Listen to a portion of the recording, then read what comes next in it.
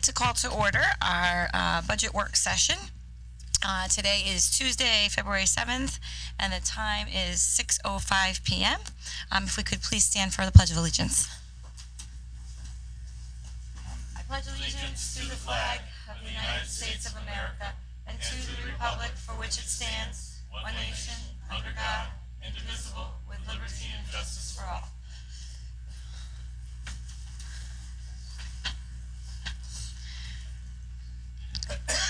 Okay, we're going to go right to agenda item B, which, I'm sorry, we just did that. Sorry, agenda item C, which is public participation. I don't see anybody in our audience who wants to come up. The phone lines are open at 860-665-8736.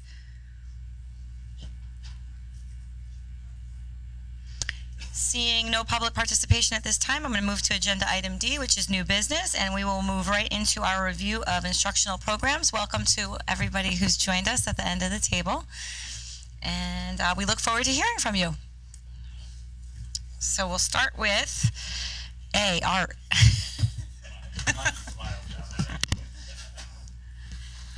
Hello, my name is Seth Korn. I'm the Director of School Counseling and Educational Assessment, and I also oversee the art department for Newington. Looking at the first green tab in your book, I'm going to refer to the first page on the back side of the first page for art. And looking at the program description, at the elementary level, the art program is offered to all students from kindergarten through 4th grade on a weekly basis. The middle school art program is an extension of our elementary school program in which students participate in a 25-day class cycle. The high school program offers a variety of courses to meet needs of a diverse student population. Among these courses, we offer a portfolio preparation course and also an AP studio art course. For program improvements, at the middle school level, laptop carts and one iPad per cart per art classroom were implemented to support the integration of technology for digital art. For the art program needs, the art department continues to appreciate the board support of restocking necessary supplies so students can express themselves through their work. Of note, looking at the left-hand side page, for the Ceramics 2 course, it did not go through the plans proposal and is not moving forward. The renovation of the art wing at Newington High School is underway, and the hope is to have other classrooms renovated in the near future along with the Martin Kellogg art room. If I can now direct you to the right-hand side page, and I will run through line items 300 through 800. For the 2017-18 school year, the art program requests are staying the same at the amount of $27,000 and $27,264. Line items 300 through 600 are staying the same cost for the 17-18 school year. Line item for 616 request by staff of $6,696 was cut. That was software that was cut at the building level. Line items in 700 were cut. Those were for addition of new camera and camera lenses that we're not moving forward with. And line items 800 are currently staying the same. Yes? Just for my clarification, when you say cut at the building level, I don't know what that means. It means that the building principal did not want to move forward with the items. Oh, thank you. You're welcome. Any other board? Mr. Fasella.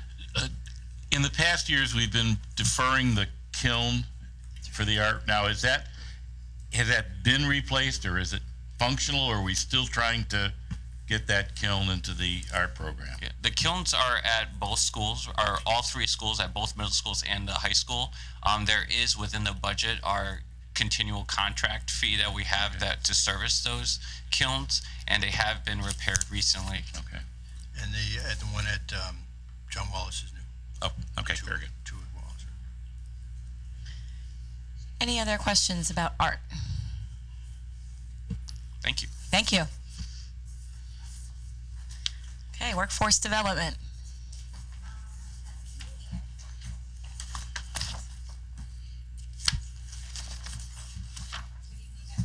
Good evening, everyone.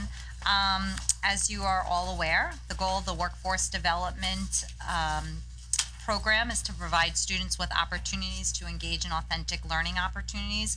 We've made a lot of changes over the past years to make sure that curricula was revised to be more standards-based and to create more work-based learning experiences for students. If I can direct your attention over to the right-hand page, you can see that our initial requests were $27,500, which were then cut down to $25,500, and ultimately we have a final request of $13,500. A lot of this, that funding goes right towards our consumables. Do you have any questions for that? Mr. Sylvia. Just for, again, what type of consumables? So this could be anywhere from food to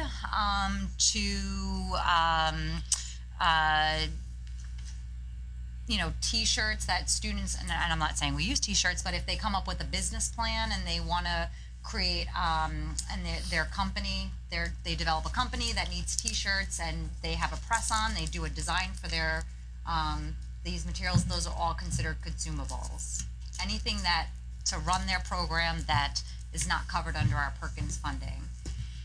Any craft materials, so we have a child development center, a lot of the pipe cleaners, popsicle sticks, anything like that is all considered consumable items. Mr. Schulman. What's the level of the Perkins grant funding? Is it 40,000? This year was 30, just under 36. Okay. And so that's on top. Is that's used for other consumables? Is that right? Or We is it for can't use materials?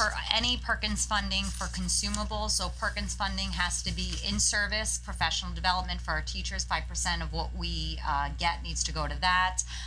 Supply items such as technology, property, equipment, travel. What am I forgetting? That's it, pretty much. Thanks. Yep, so this is a net number, and that's federal grant.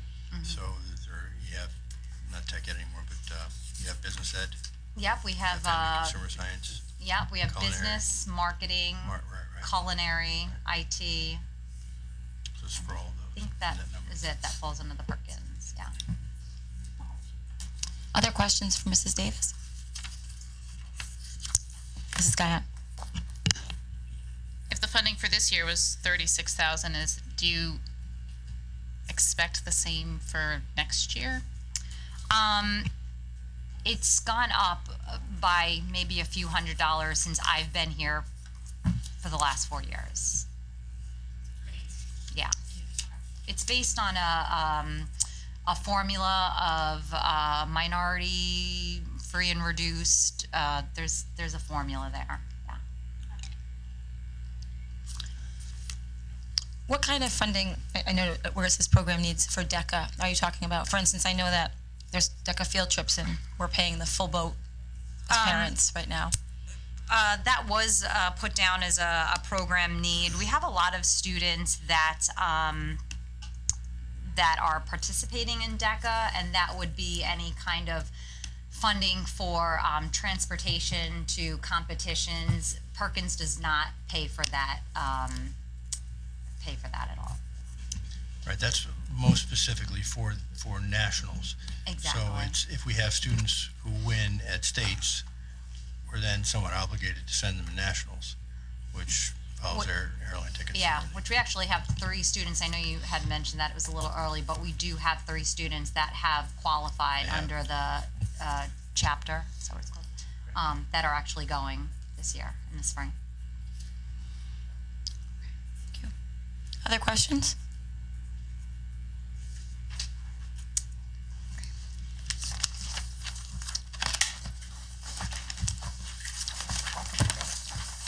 be on education technology. Good evening, everyone. My name is Jay Salerno. I'm the Director of Educational Technology. It gives me great pleasure to present the 17-18 budget to you tonight. In the last year and a half, the Educational Technology Program and One-to-One Initiative has made tremendous strides within the district, not only seeing the growth of our students, but also seeing the growth with our teachers. Some tremendous things happen every single day as a result of the One-to-One Initiative, and we've been recognized both locally in the state of Connecticut and nationally on the great things that we continue to do.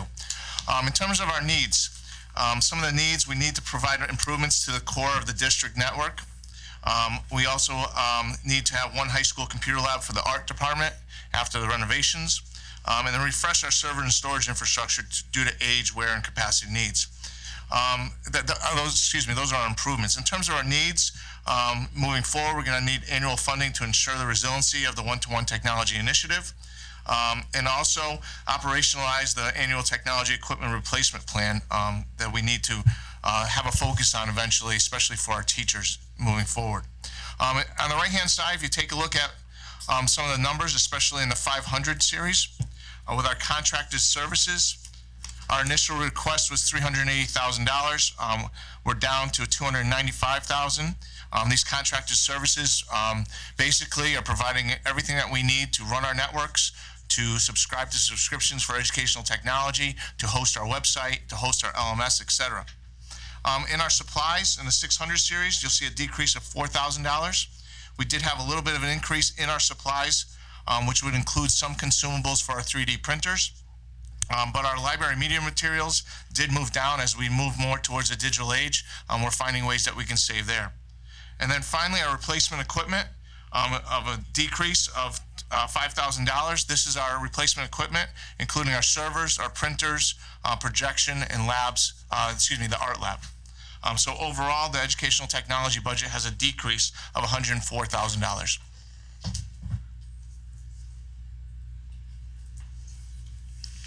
Questions, Mr. Sylvia? Thank you.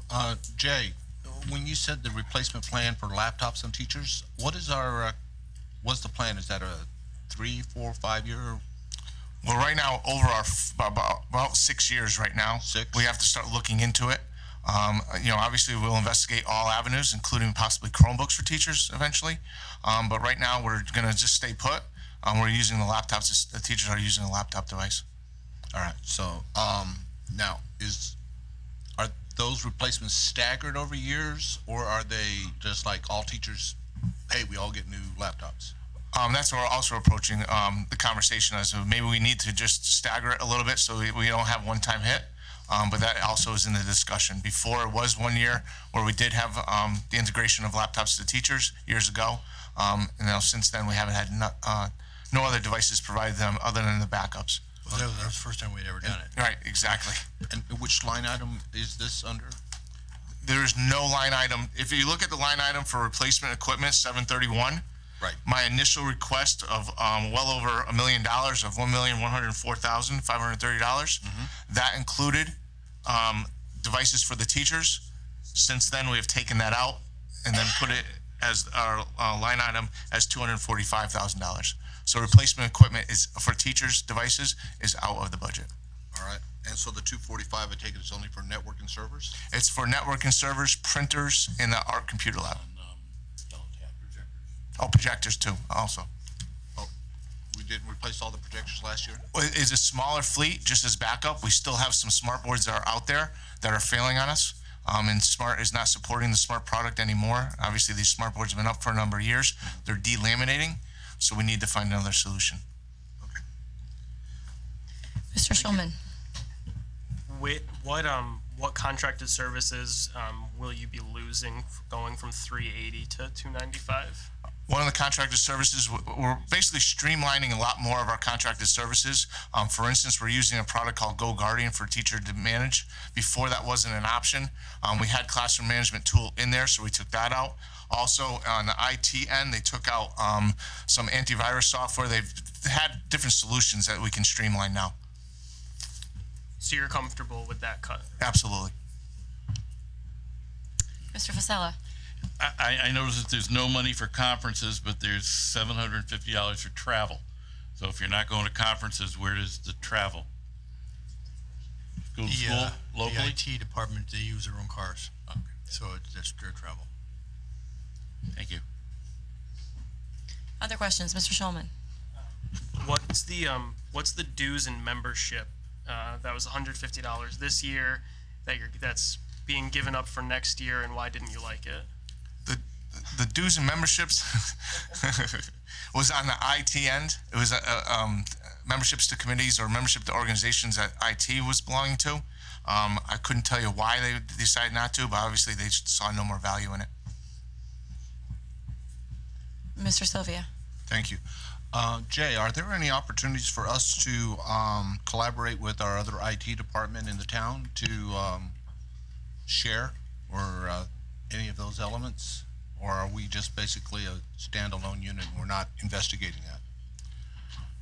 In terms of, I know there has been some discussion about it. It has not moved forward other than just discussion. Obviously, we can look into that in the future as maybe a possible alliance or companionship. I'm only bringing it up as a suggestion, given the amount of cuts that you have proposed and such, and if there's any opportunity to provide you with any sort of relief, I would encourage that greatly. Okay. But you're not the CIO, No. right? You're just I'm Director of Educational Technology, Right, so okay. I'm only in charge of the integration end, no wires and pliers and all that Okay. good stuff. all right. Thank you. Other questions for Mr. Salerno? Thank you. Okay,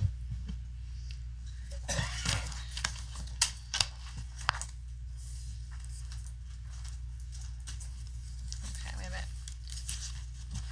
Next on the agenda, I see media and library services, but that's not my next tab. No, it's not. You're going to move to your third grade tab. We're going to take you on a little trip, a little further back. Okay. Keep up with the Oh, wow. Okay. Third grade tab. Yep. Use it. Library media.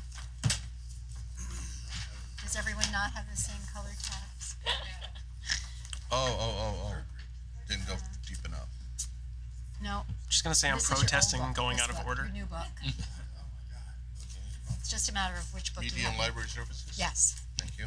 You're welcome. So again, we'll look first at the left-hand page, which is the narrative. Library Media is a support program for actually pre-K to 12, because our preschoolers do enjoy listening to a story provided by our library media specialists. In K to 8, in K to 7, students have a weekly library class. K to 4, it's every week, and at the middle level, it's on a cycle basis, as you'll hear about many of the support and encore programs.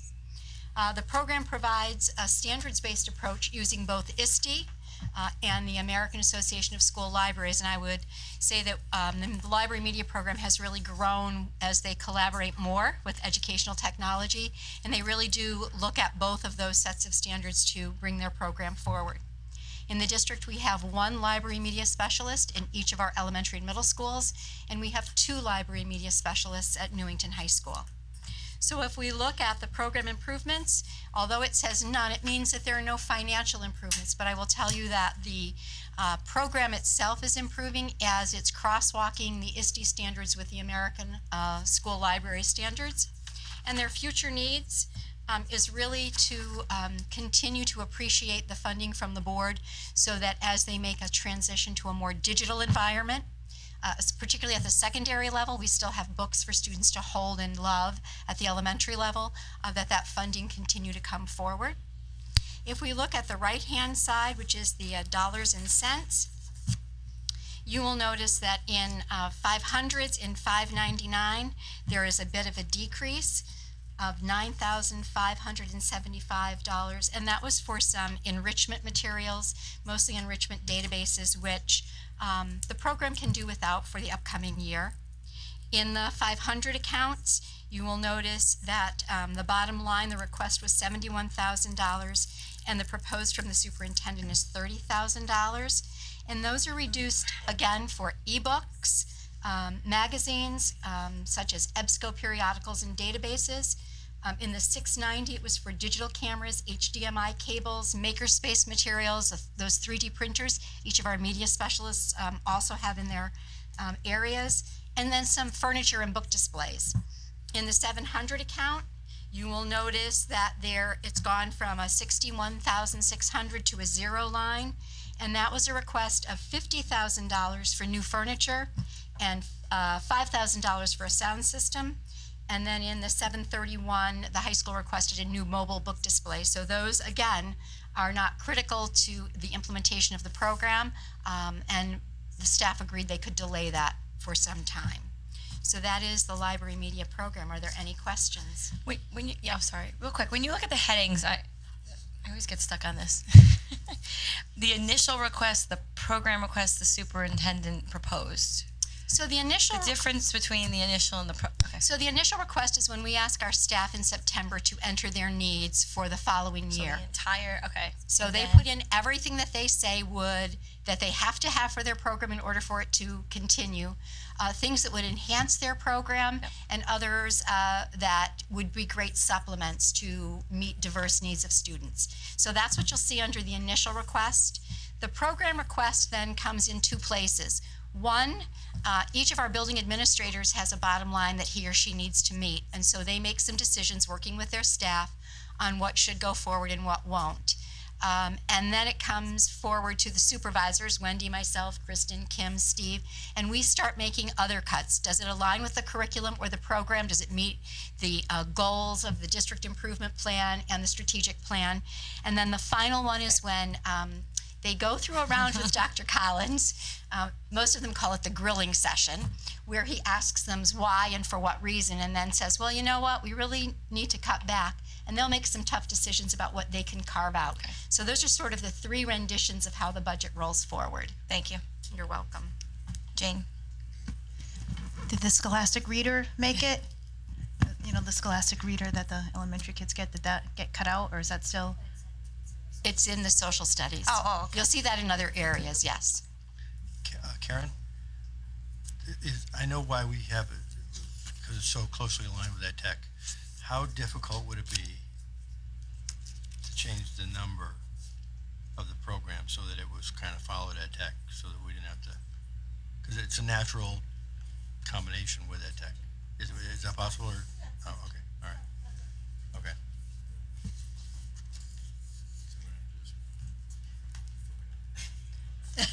So you don't have to take the long trip through the book? Okay. No big deal. Other questions? Mr. Shulman. I'd like to thank Mrs. Maraca for presenting the first category with periodicals in it. And I'm just curious what's in there and what was cut out. There's $1,000 cut out. Cuts were some EBSCO periodicals, some magazines, the Hartford Current. So some of those. So what's in there for like what periodicals are these periodicals that are specifically in the media library centers? Yes, they are. Those are what are displayed or for students to use while they're in the library, and in some cases for research. So what ones will we have?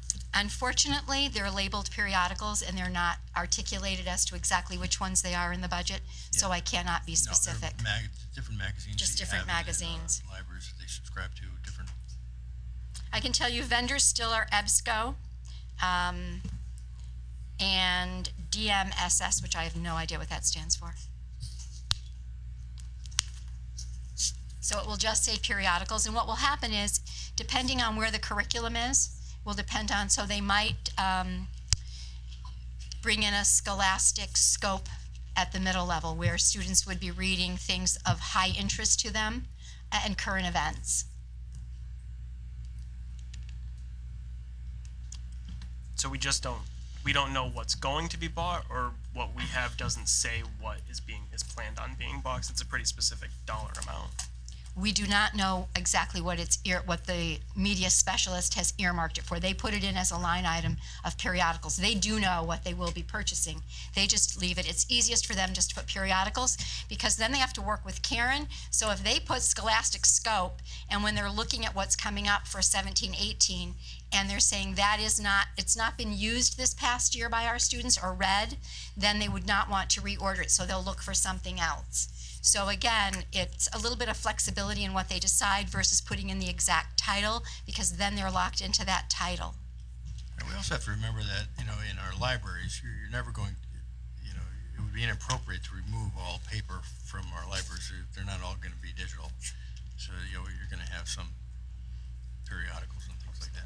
And we still will always have books, Yes. as far as I know, while I'm alive. Mr. Sylvia? Thank you. First, I'd like to commend the team on how sharp the pencils are. It's refreshing.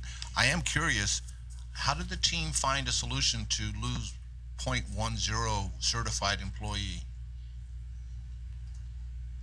from last year? So you're requesting 8 this year. Last year it was 8.1. It was 8.1 in 2015-16, and I don't know what that .1 was, honestly. This is, if you look at your current book, it will say 15-16. So this year in 16-17, we have 8, and we're looking for 8 for next year. It was in 15-16 that there were 8.1. And it may have been that it was an administrator's position. Under certified? Administrative Yes. under certified. Yes. Who supervises the library media now? There is not one direct Nobody. supervisor. I'm Well, that's it. responsible There's your for, answer. there is no one Right, just okay. isolated to There's your answer. library media any longer. That's your answer. Thank you. Other questions? Okay, thank you very much. You're welcome. Okay, now we'll move to English Language Arts. So now you're going to take a journey back,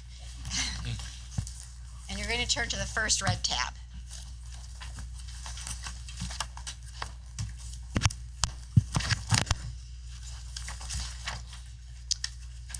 English Language Arts is again a K-12 program. The emphasis is on integrating language arts skills through literature and informational text and communicating orally and in writing. And the high school actually has a 4-year English Language Arts scope and sequence. Students are required to have 4 credits for graduation. The program improvements indicate the complete revision to the grade 11 English Language Arts curriculum. If you recall, in the past, we've been revising to meet the Connecticut standards all along the way, and grade 11, because it is a required grade 11 course, is the last of the English Language Arts courses to, again, look at that to align with the Connecticut Common Core. We're also providing some newer resources for grades 5 through 12 to have some diverse reading materials for students to help them meet those standards, as well as in writing. The mastery-based ELA, that is a work that's in progress, and actually tomorrow night the board curriculum committee will hear about mastery-based learning from Ms. Freeman. And we're moving that forward through some of our PL work and department work under the direction of Sarah Whalen. Again, there are some other materials and resources that will focus directly on communication in writing. And so those are the improvements.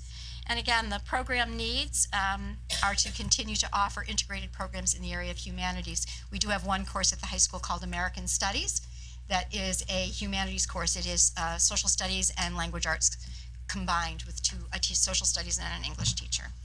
If we look at the right hand, dollars and cents, in the 500 account, you're going to notice that there was an initial request under 599 for $11,400. It was decreased to $7,000 and it is now at 0. Those were 2 new requests, so it's nothing that we have currently. It was actually for an IXL software program for English Language Arts at the middle level, and it was agreed that it was not imperative that we have it. It's really more of a practice. It's not an instructional piece. And then at the high school, they were looking at a writing program called Turn It In, which meant students would submit their writing electronically. It's actually scored electronically, sort of by artificial intelligence, and feedback is given. And it was very highly desired, but again, not a priority. It won't impact the program whether we have that or not, so we're delaying the purchase of that. In the 600 supply account, you will see in 611, that we requested 86. The program request, the initial was 86, the program request was 55, and the superintendent's proposed is 20,000. And again, that is miscellaneous items in reading and writing that would be nice to have, but we decided that we would delay them again for another year. So you'll see that the bottom line for 600 is 51,960. In 800 other expenses, you will notice that we requested 717, and we're down to 0 with the superintendent's proposed. Again, that was for professional resources, some materials like daily word ladder, some vocabulary materials, and again, talking with the staff and the language arts coordinator felt it could be deferred for a year. Any questions on the language arts budget? Emily? I know I asked this question last year, so I apologize. When I look at the non-certified salaries and the non-certified position is a .2 position, and yet the salaries is $346,000. So I know there's an explanation, but can you go over that, please? That is the point. The .2 is a non-certified in terms of contracted individuals, but the hourly rate is what you'll see in the non-certified. Those are also tutors that are allocated. So it's part of that .2, but then also those hourly employees. Thank you. Josh? When the $515,000 that we moved into the non-lapsing account at a meeting a couple months ago, we split that into the 5 major areas, $103,000 each for our current year operating budget. Is that reflected in this number or no? And where is it reflected? So we're drawing. We haven't drawn down anything yet on there. We haven't gotten to the point where we need to. So the number's built into this. I'm not talking about for next year. I'm talking about for our appropriated 2016-2017 budget. We just shifted things around. You just transferred, so that's a good question, Karen. Is that reflected in? So it has been moved. So the transfer you made is already reflected. So if we look back at our appropriated, our budget book from last year, the appropriated number would be $103,000 higher than that. So it'd be 3.697. Okay, and that's the same for each of the other 5. So okay. In the areas. Thank you. Hang on, you lost me. That money is in this number, or it is not reflected in the actual 2015-16 number? In the appropriated 16-17. So our current 16-17. budget year 16-17, we just shifted that money into the Right. $515,000. Instead of here. being from the one category, it was taken out of the 5 main categories. So this number, when we approved it last year, is $3.697 million, and it's reflecting the budget book at 3.594 because we took the money out of that and put it back into plant operation. Oh, okay, I got it now. Yep. I forget which category we put it. Yeah, that was It was plant operation, right? it was initially. I mean, that was just kind of a placeholder. Holding. Right, so that money went, so when we look at plant Now it's in the right operation, place. when we look at plant operation, if I go back to my book last year, it will look like we approved $515,000 less than what's the number that's in here. Is that an accurate statement? No. I'm not following that.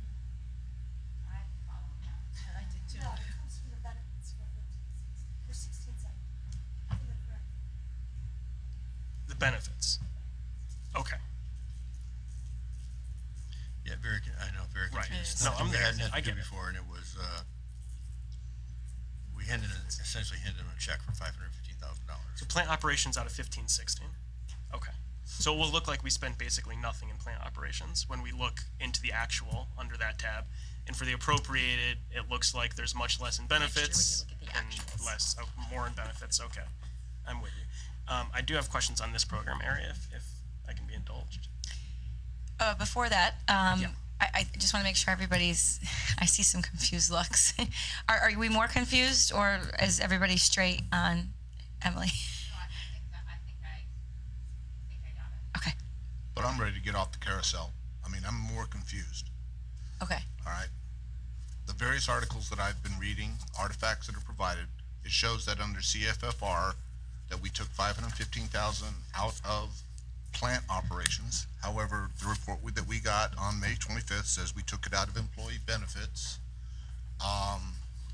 And now, I understand per the other memo we took 103,000 It's year over year. year over year. Right, so 2015-16, the money that was actually in that account, we took 515 and put it into another account, Correct. That's how we started. into the Yeah. non-lapsing account. Keeping Right it out of- simple, we took right out of 515 plant into another operations. account. I'm with you there. So But- going into the 16-17 budget, we reflected it in benefits. And then what we did at our meeting was take that 515 that should have been in benefits and put that 515 whole into the 5 major categories and put the 515 back into benefits for our 16-17 year. So it's 2 different years. So that right, report Karen? you're talking about, Okay. I'm doing all a right. good job. I see the head nodding and I like it, so I'll keep going. So in the 15-16 year, it came out of plant operations. That was the actual money that left. That was the, okay, right. And so 16-17, we put the whole of 515 in benefits. Now we've shifted where the whole is to make it easier for budget year over year. So it's $103,000 whole in each of our 5 major categories. The first 103,000 is in English language arts, and then the other 4 categories. Science and social studies. Okay. We got that nonetheless. I'm Mr. better. Sylvia? Not good, but better. We'll do it again next time too. Maybe next time you can draw a picture of it. I'm gonna come in with I'm not even flowcharts. kidding. Can we do a I feel like flowchart? that would be helpful to A flowchart see might be where nice. it goes.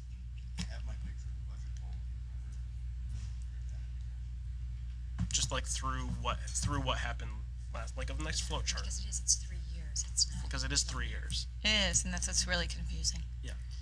So we'll get a flow chart next year or this year? I think this year, right? I'm hoping we don't have to do this again, honestly. But you can provide a flow chart to us sometime. Well, what happened? Yeah. Yes, yes, we're talking about Yeah, this, yeah. not the Yeah. whole That would be illustration. great. Okay. Okay, yes, Mr. Schulman, now specific to English language arts? Yes. Okay. Yes. Ms. Maraka, can you explain what the contracted services were in 15-16, 16-17? It sounded like this year's were new ones, so we got rid of other ones that are currently in place? Unfortunately, I do not have the budget detail for 15-16, and I don't have my detail for 16-17. I'm only working out of the coming year, 17-18. So I don't know what those contracted services were, but what I do know is that for 16-17, they're very much in line with what we were requesting this year. It was different programs.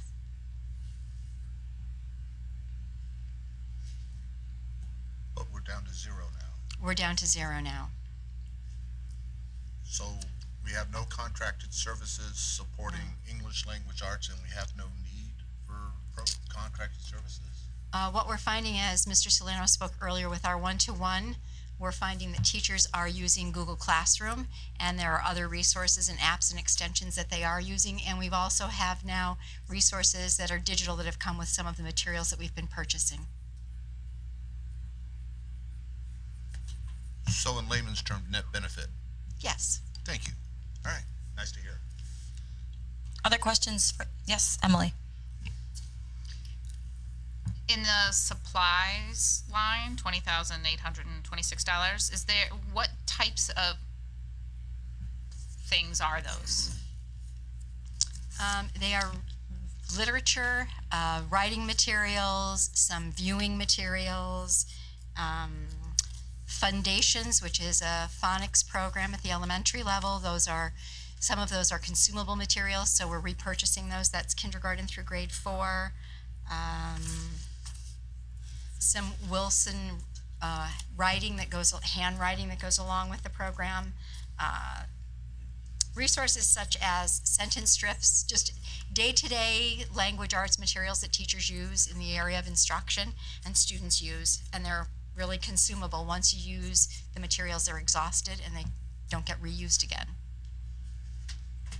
I think that sometimes we forget. My kids are out of elementary school now, so I forgot about all of those things. And as soon as you said it, I thought, oh my gosh, of course. When you think about it just being, I don't know, paper, the things they use at middle school is a lot different. So thank you. Correct. That's You're helpful. welcome.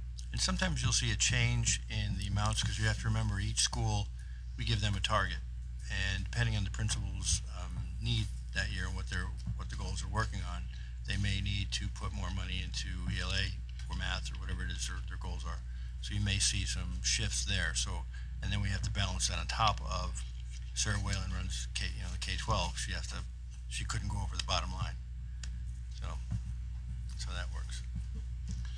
Would you mind explaining on the textbooks, line 641? Is there a specific textbook we're after, or textbooks for the $23,713 request?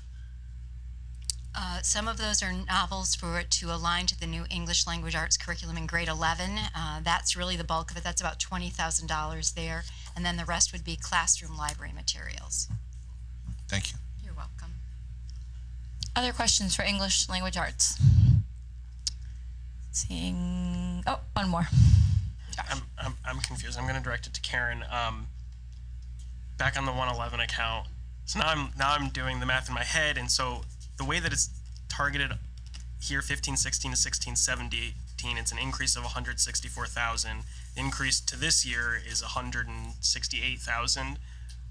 But if you add in the 103 back into 1617, it looks like a much larger increase, 1516 and 1617 over 1617 1718. That doesn't make a lot of sense to me, but there must be an explanation.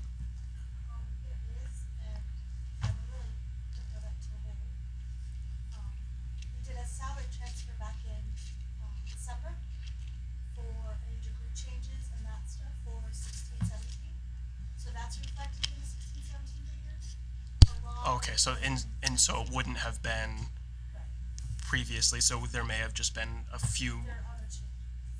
Okay, right.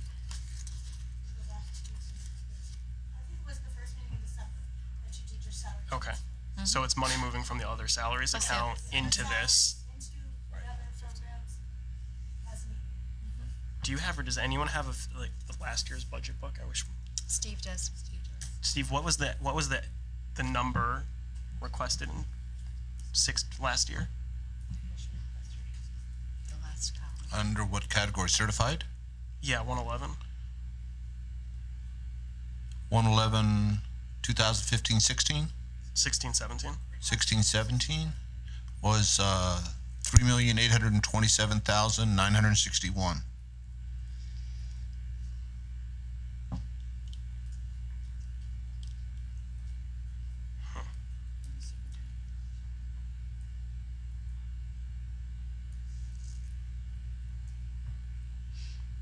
Okay. And I mean, quick math in my head, this year's dropped. But we have one less FTE requested. Well, not one, but point. No, it's the same. Last year dropped. Same 1.82. Well, so last year we had a request of 42.62 certified positions. This year it's 41.82. And my mind's going blank. I can't do the math. So we've reduced certified positions from the budget of last year to this year. Is that again from the administration? No, we had to cut positions. Remember, we That was in English is one of the ones where we actually cut. Yeah. 0.8. Yeah. Okay. Anybody who retired. Didn't replace. Didn't replace. Okay. Okay. So 3.827, we cut some, then we move out 103, add back in degree changes and other salary stuff. So it's not very and we get to clean. 3.594. Okay. I get it. So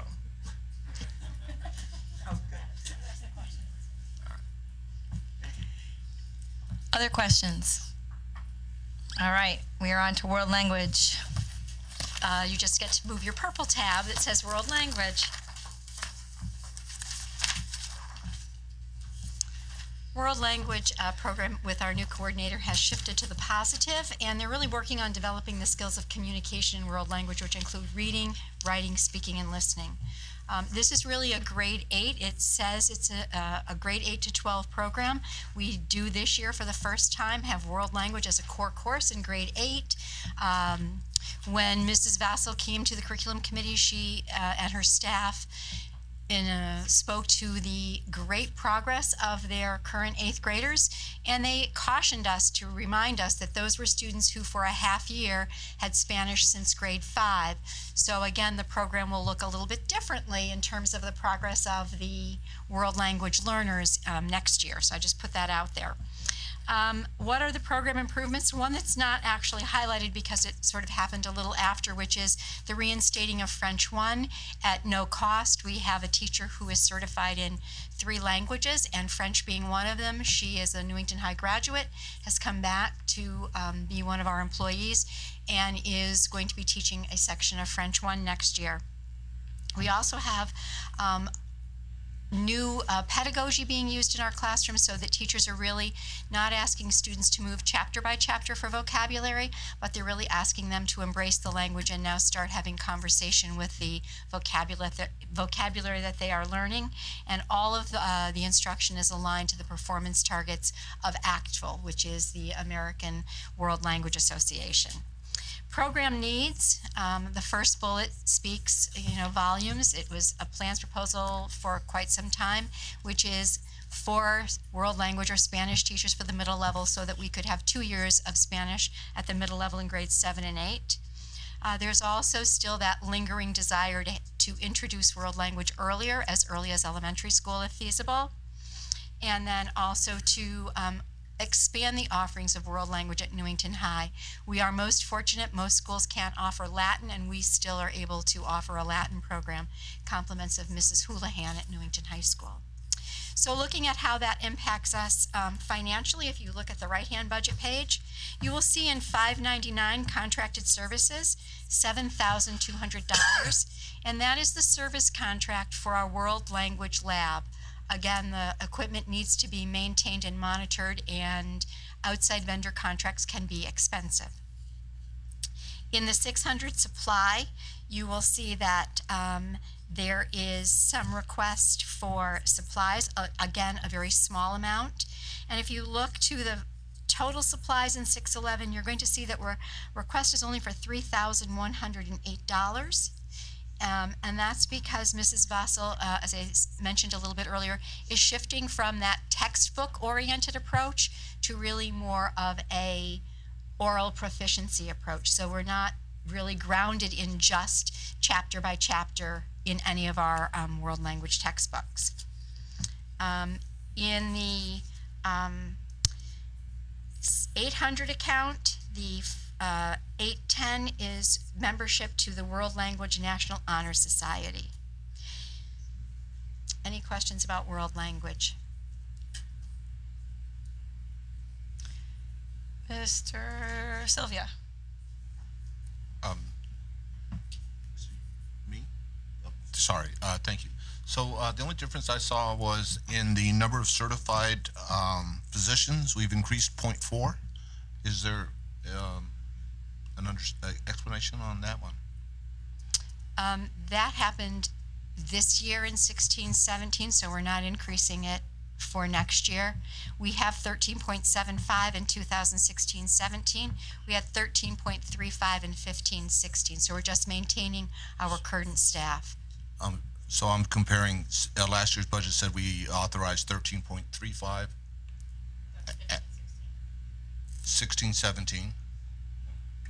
Not in this budget book. That's in last year's budget book.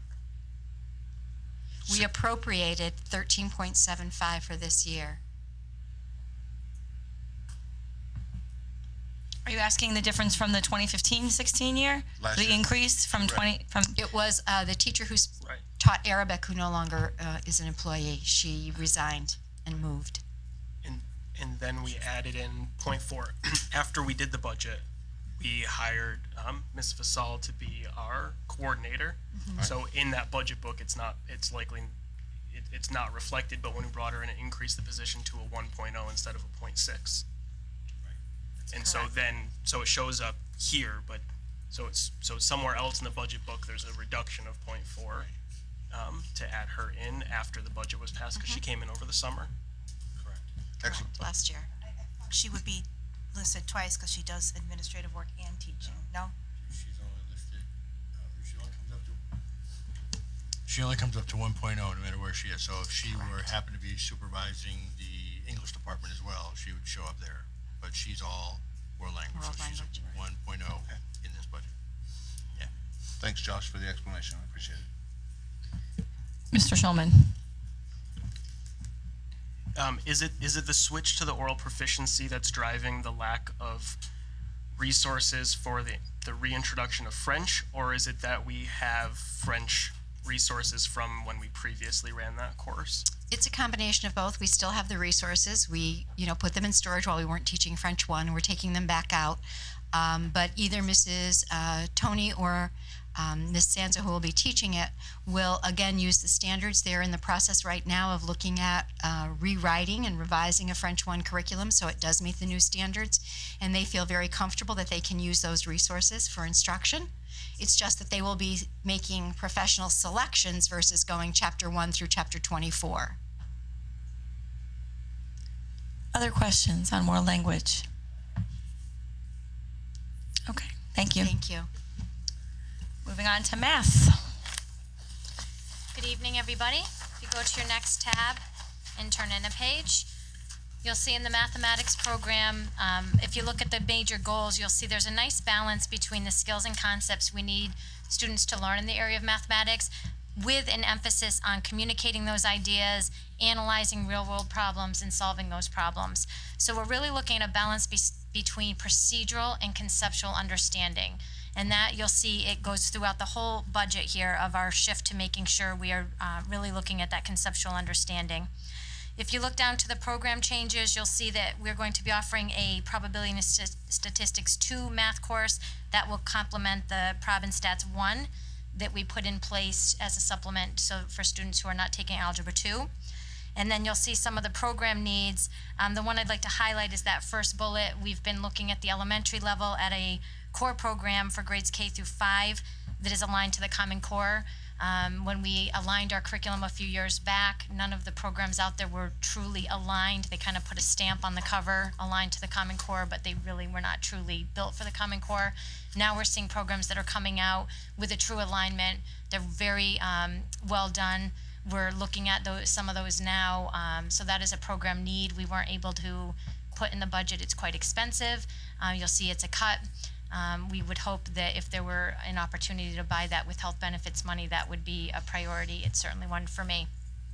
If you go to the right-hand side, I'm going to direct you first down to the bottom line, the second to last line, and you'll see that the amount requested is $22,051, which is just slightly down from last year's appropriation, but quite a bit down from the overall request at $90,000, and that's really due to the core program that I mentioned.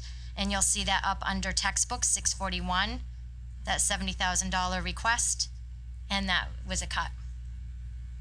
I'm sorry, that's the program you were just talking about? Yes. Okay, so it's about $70,000. Yeah, 68. 68,000, Yeah. sorry, because 2,000, okay. And we really took an estimate because you're looking at different programs, but that would include a print and digital resource. You can do print or digital or both, and that 68 would cover both for K-5. Other things that you might see, looking at the supply line, you'll see that that is an increase over last year. But since the overall program is not increasing, what we had to do is balance that, as Dr. Collins mentioned. Each building looks at where do we need our money. One of the things the middle level looked at is that they no longer needed their contracted services, similar to what Pamela was saying earlier. That was an IXL program that students were practicing online, but their bigger need now is that they have been implementing a workshop model. And to do that and to really build that conceptual understanding that I spoke to earlier, that requires manipulatives, hands-on activities. So the teachers who have been implementing this year have identified some resources that they need to continue with that model. So that's why the money has shifted into the supply account for that reason. Does anybody have any questions? There's no more IXL next year? I'm confused. Correct. And pretty much what Pamela was saying, if you look at that, and you're probably familiar with it, having children, there are a lot of other programs out there now that are available to us that do not require that subscription. Many of them are free, and with the one-to-one, we're able to do that now. We're able to do it right on the Chromebooks. Okay. So we're looking at different solutions. Okay, thank you. Other questions? Mr. Sylvia? just so that we have something to brag about, right? I mean, everybody in the town understands we made a nice investment of the Chromebooks and things of that nature in the technology, but I would love to have some sort of material to say, hey, because of the Chromebooks, I don't have to do this. I don't have to do this, or the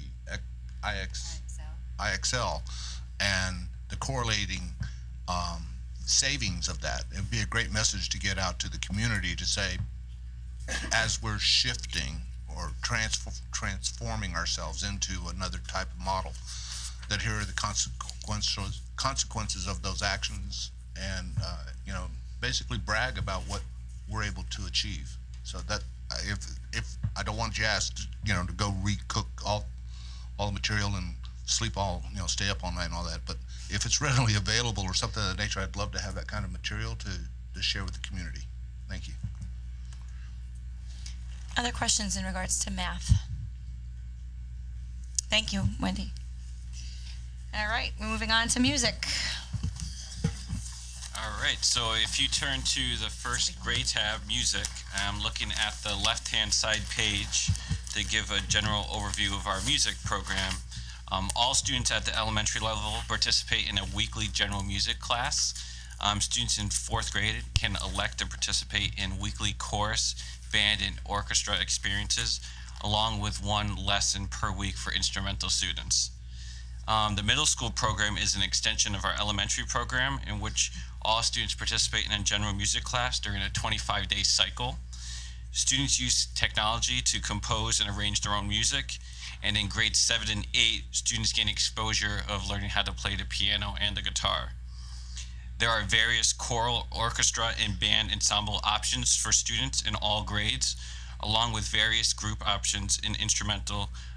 Students receive, again, that one lesson per week.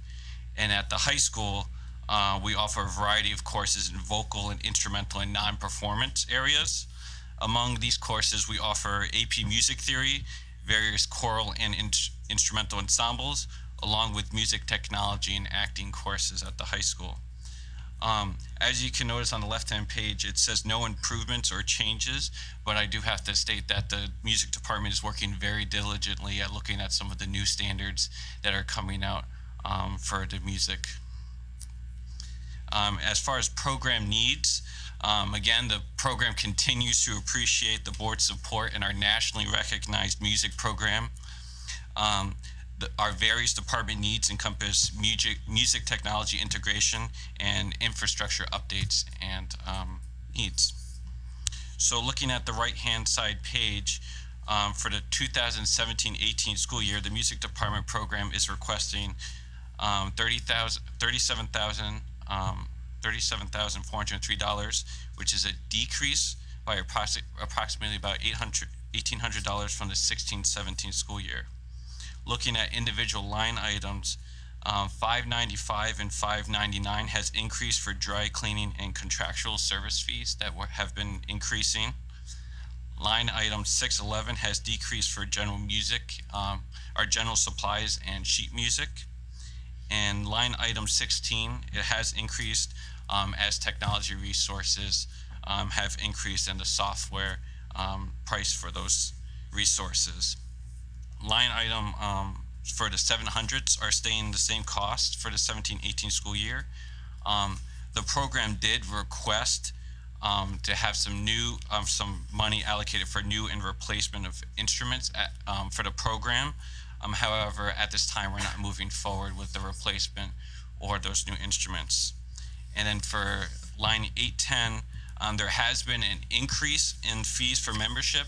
And I would say this is a positive increase because we are now having more students being recognized to participate in regional and all-state programs. So I would say that's a positive allocation for our money going up in that area. So, questions? Mr. Shulman. I apologize if you went over it. I may have zoned out rethinking singing in the choir room. The 7:30 and 7:31. What's on the cut list? Those were requests for a replacement of instruments and new instruments, but at this time we're not going through with the replacement of those instruments. So it's all instruments. All instruments. Yeah, the strings, they wear out, everything, instruments wear out, so we try to replace. Sure, yeah, so no replacement. So no replacement this year. Right. No replacement next year. Okay. Right, is that gonna catch up to us? It's kind of like the buses? Yes. Emily? What level are we talking about for those instruments? At the elementary level or throughout? Because I know a lot of students have to rent their own instruments. It's all levels, Seth. It's all levels. Yeah. Thank you. What level? It's elementary and middle. The high school didn't ask for any. Okay. I think we cut them earlier. Earlier at the urban level. Mrs. Ancona? I just wonder, the students pay the rental fees, and some of the instruments are in high demand.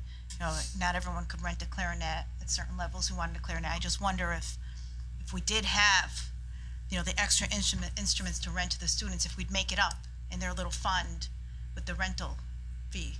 I wonder if it would pay for itself.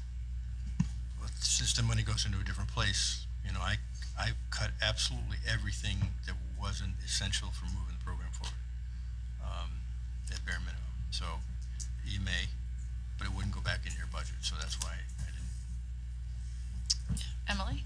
So if we don't have instruments and they get worn out and they're not available for kids to use, it is not cheap to rent instruments. I will say that because I know.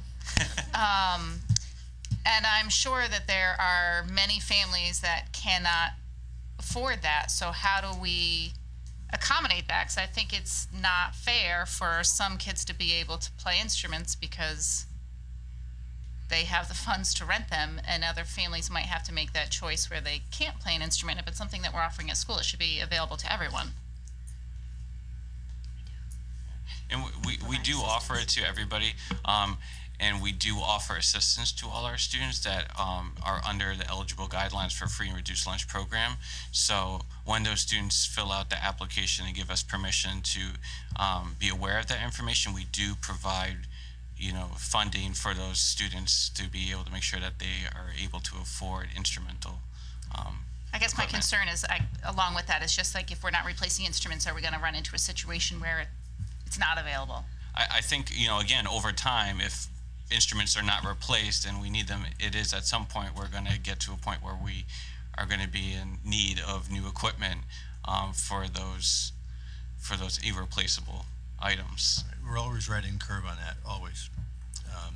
We're always at the bare minimum. You're spending $9.29 per student, approximately, for the whole music program. Other questions, Mr. Sylvia? I might be redundant from last year. Can we not use the student activity fund to help supplement? You can't. The student activity fund is just for student activities. So this is a curriculum. Music's not a student activity? No, it is not. This is a curriculum that the board is responsible for paying. Student activities are clubs and different things like that are not required for the curriculum. It would not be an appropriate use of those funds. Well,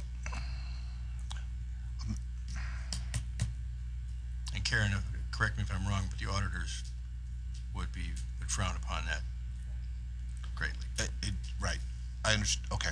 So I'm sitting here asking myself a couple more car washes, things of that nature. We can't, the ask is so small, $3,000, right? No, pardon me. The ask was 7,000. 75. Where, what line item again? New equipment. 7:30 and 7:31. There we go. All right, so the ask was 58.48. I moved nothing forward in property. in 730 and 731, that's new and The replacement. original ask was 75,000, and then it dropped precipitously to 5,800. And we can't even allow a PTO or PTA to help, They may have to, but it just doesn't go in your budget. So I didn't move anything forward in any property accounts unless I absolutely had to. And the only area I believe was in ed tech, and that was for computers that were almost in the double digits as far as age. Yeah. But that was it. So anything in any other account, you shouldn't see anything in the 700s. Those are all gone, all cut. Bob? all right, thank you. Do we ask for donation of instruments that are hidden in the closets and down the basement? Thank you. Other questions? Thank you, Seth. So moving on to Go the ahead. next program, wellness. All right, wellness.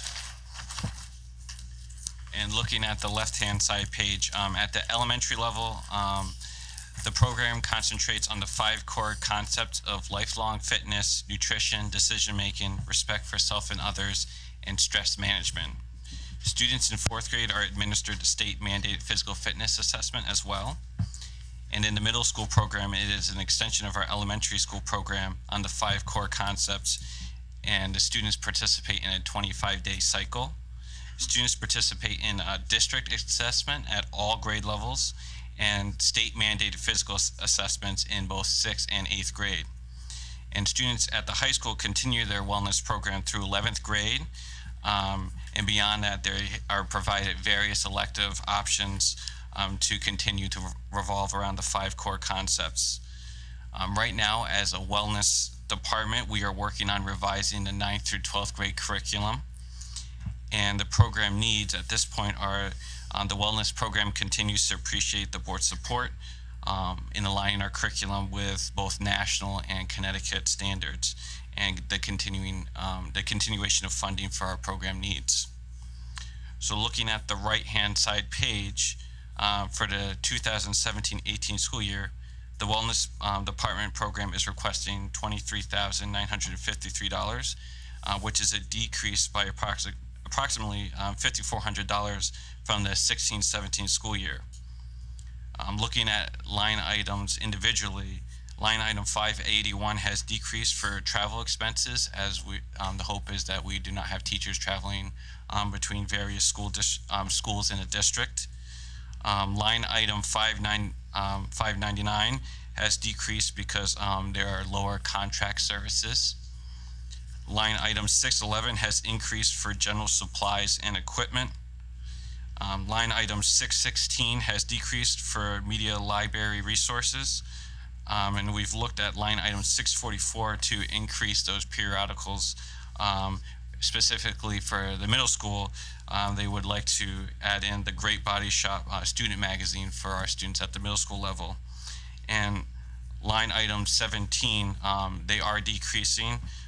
We've cut the request for a CPR mannequin and gymnastic mats at the middle schools.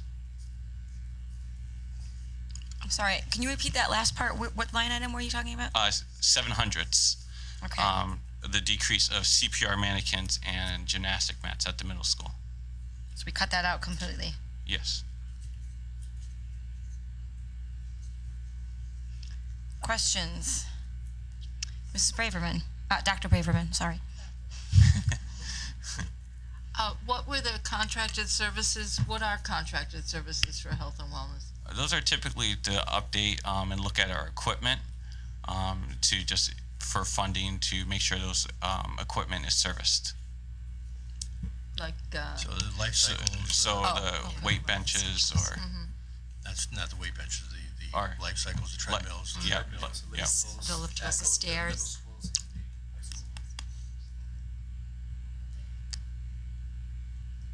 Mr. Schulman?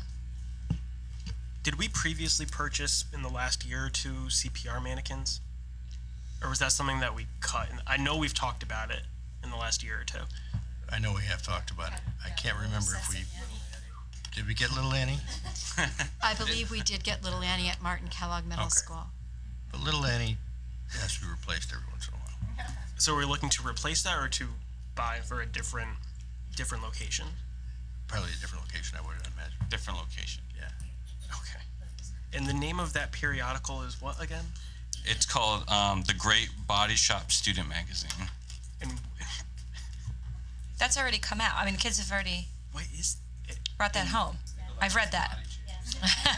Yeah. It just talks about how to have a great body. No, body hair. No, it's a like a human growth and development. It's all about right. development. That's developed. It's human Your growth body and development. hair. Listen, I've never seen it, so. Puberty. You're too old for that one, Josh. Come on, you're the closest one here to that. All right. I'm glad you stepped in that one. All right, Jane. So we've given up the idea of the pool during the day, right? Because we'd have to have somebody sit there. We have not funded that. Yeah. A couple years So now, it's- yep. I don't even see it as a need or anything, but Well, I'm okay with that, to be honest, so. It would be an ad, and I wasn't adding anything. Other questions for wellness?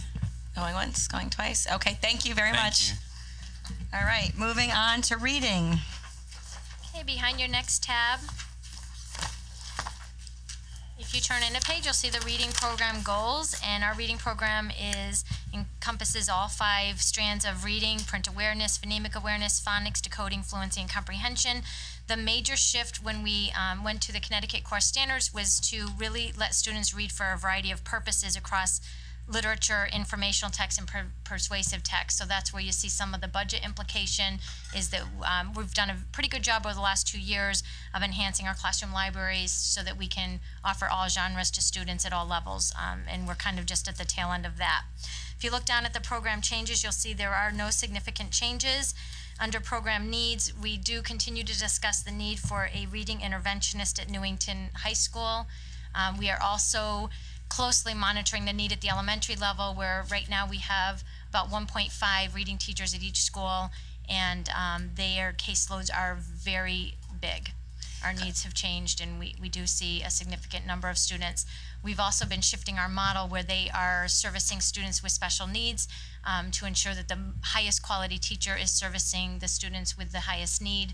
So that has had an impact on their ability to service other students that they once serviced. So we are monitoring that, not the time that we could ask for staffing, though. You have a question, Nancy? Yeah, how does the reading interventionist that we have at elementary level compare to the math interventionist? Don't we have more math interventionists? No, less? It's the opposite? It's the opposite, Okay. yeah. We, right now, so for example, at an elementary school, we have 1.5 reading teachers and 0.5 math interventionists. We have 2 okay. math interventionists at the elementary level. They split between 2 schools. Right, At okay. the middle school level, we have 1 in each building. Okay, thank you. You're welcome. If you go over to the right-hand page, if I direct you to the bottom line again, you'll see the request is at $39,687, which is a decrease of about $13,000 over what was appropriated last year. If you look up to the 500 series, you'll see why that is, and most of that comes out of contracted services. That was the amount that was cut was really for requests at the middle level for iReady, which we were not maximizing and found other solutions. What you see still in there at the $12,000 is for reading A to Z. Some of you might be familiar with. We use at the elementary level, and we also have a request for Lexia, which we use with students. That it's an online service that helps monitor the child right online, and they get reading intervention that they can do at home as well. If you look down under the 600 series, you'll see that there is a decrease in the supplies, but that is, as I was saying earlier, because we've been getting our classroom libraries up to where they need to be. Some of the requests that you'll see in the supply items this year have to do with, at the elementary level, we are integrating a lot more of our curriculum with the rollout of the new social studies curriculum. Teachers found need for more books in certain areas to supplement that. So those are a lot of the requests that are in there. If you look at the 617 account, that's really for our universal screeners at the elementary level. We use a Dibbles Next series. Those are consumables. And if you look at the 644 account, you'll see we do still have some periodicals. Those are for an Action magazine and Scope magazine at the middle school level, and that speaks to that need for reading across different genres. That's one of the ways they're bringing in informational text in the classroom.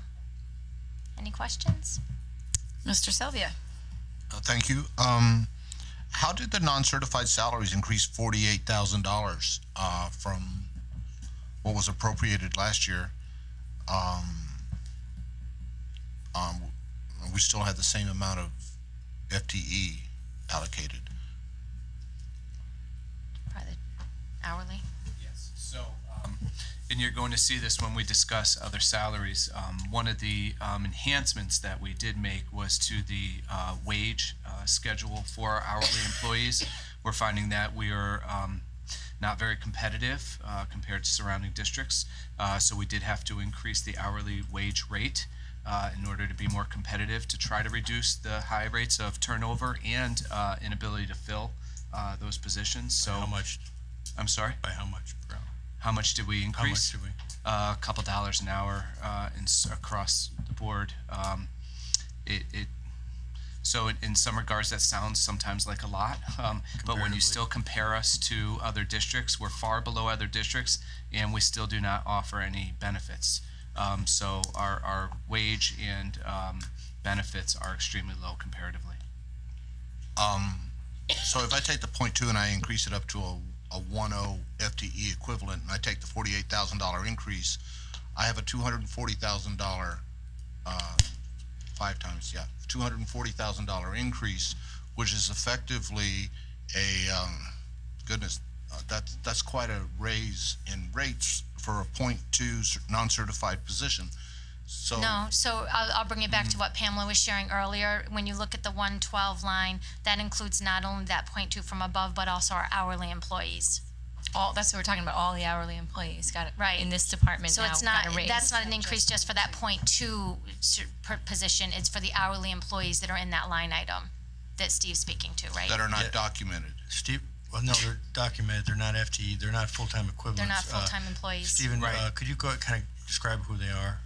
Sure. So we have, to support this program, we have folks that some districts would call paraprofessionals. We title them learning tutors. So our learning tutor workforce supports reading heavily and mathematics. So that's where you would see a majority of where that salary increase might occur in those areas. Okay, so, but it's not obvious.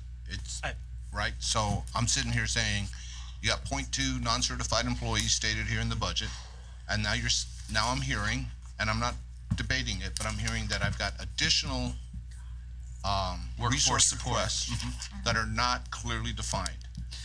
Well, And that, Last year, I'm sorry to jump in out of turn, I apologize, but last year we did this exact same exercise, and then we got a list from Dr. Collins of every single one of our, how many hourly employees and at every every single department. position, we got like a whole matrix of it. correct. I'm sure they can do it again this year, in due time, but we did it also, it's probably in your budget book from last year, so they all are documented, it's just not, the non-certified positions don't line up to non-certified salaries. We talked about that before. I don't think we need We only have two options, certified and non-certified, so there's only 111 or 112, so they can only go one of the two places. So there are people who have a full-time equivalent, non-certified, like the secretaries. Those salaries would be in there. If they work within reading, or they work across 5 different program areas, in the case of a learning tutor, they would be split among those 5 areas.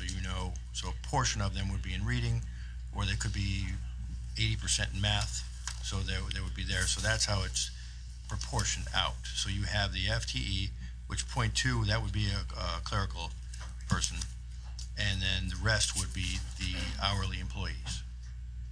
You only have there's not another category to put them. They're either certified or they're non-certified. We can break it out further for you, but as far as the budget goes, they all go into the non-certified, one or the other. I do appreciate the explanation, and I thank you. I would be interested in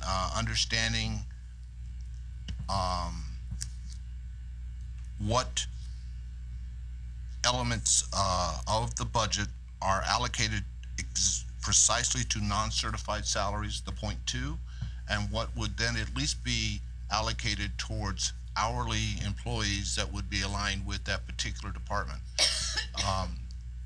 Because I'm having a hard time swallowing the 48K and seeing a .2. Okay, so point two would be a clerical person. So you're talking a clerical person, whoever. C8, C10, whatever. Whoever's in Right. yeah, right. So whatever salary range that is. Yeah, it's divided by 0.2. 5. Right. Right, that's that part, and the rest is the hourly. Right. What I don't know is how much is going to the non-certified position and how much is going to the hourlies. I just see a number, 165, and I see the change of $48,000. Okay. Which, and I don't know, did we just hire more hourly people or did we have that many? No. Actually, we've worked to either stabilize or reduce that workforce. However, the rate increases did offset that.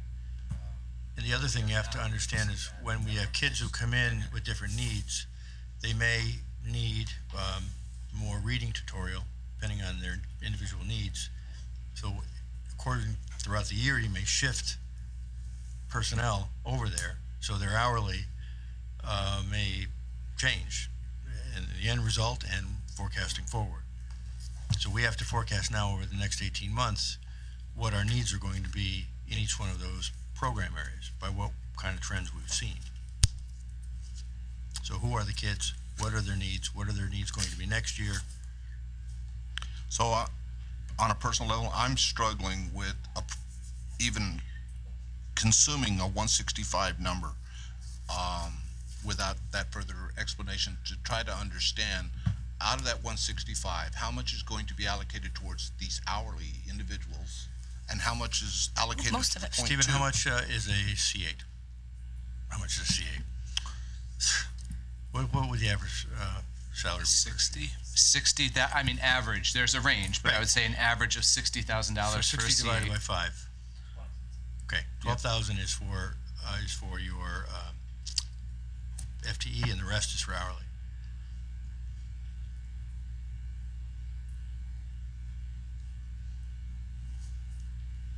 All right.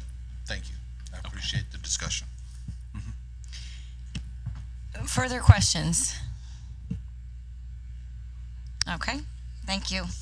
Moving on to science.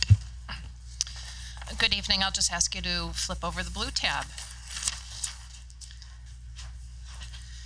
The primary goal of the Newington Science Program is to support students in thinking and working like scientists. As all of you know, our science program is K through 12, culminating within a requirement of 3 credits at Newington High School. A high-quality science education does not involve anymore merely the acquisition of content, but really asks and demands of students to think like scientists. So we're talking about developing those skills in problem solving, in critical thinking, in communication, and collaboration. So to do so, we've developed a budget in order to support those program goals.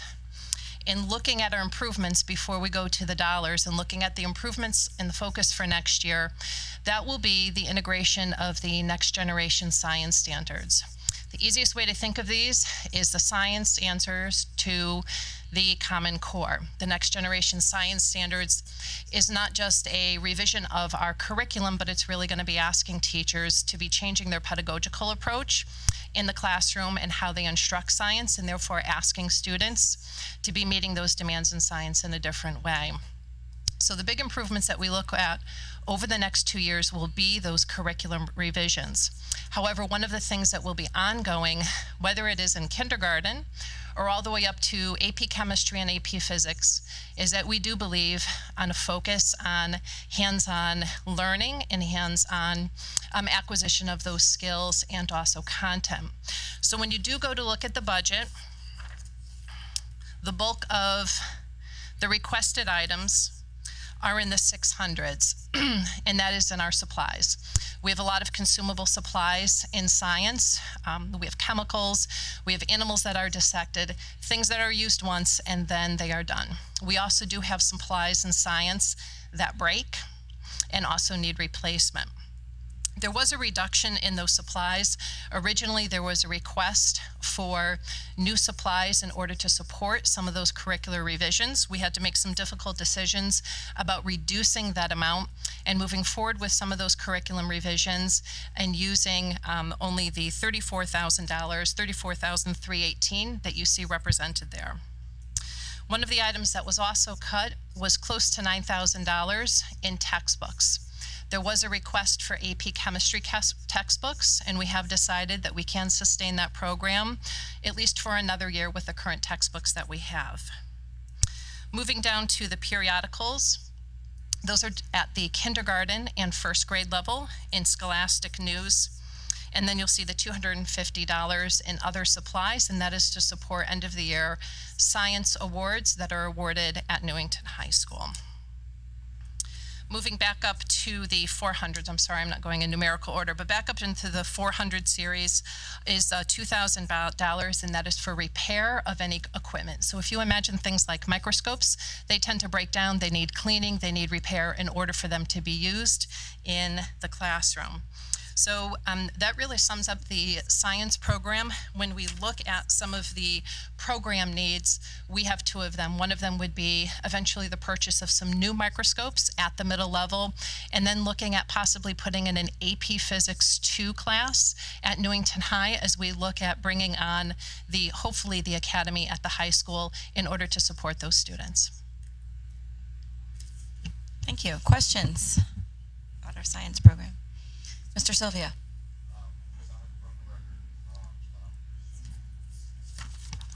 Pardon me, I'm going to sound like a broken record. I'm presuming that this 45,000 increase in non-certified salaries is along the same lines as the previous conversation, that those are hourly employees? So Yes. So I saw in last year's budget we didn't include hourly employees, did we? Oh, yes, absolutely. So I'm showing 18,230 was appropriated for a 0.2 FTE, and so we had hourly employees included in that 18,000. This is last year's budget that we asked for 18,230, and we appropriated it. But that for your comment, that included hourly employees, and now we've got 45,000 more this year for hourly employees. So there again, my confusion, and I know I'm a broken record on this, but I'm sitting here, the numbers are not consistent to me. We'll call Lou down here. And Karen, unless you can or no? No. All right. So Lou will come down and explain it, but it goes by, so last year, the actual was 13,000. Your budget this year in that account is 18,230. So next year, the initial request was for that account is 63,000. So that would be an increase in science. So non-salary science. Want to get that low call? Do you want me to give a little call? Yeah. We were trying to spare you all from his coughing, so it was time for him to come down. It's been a month now, so.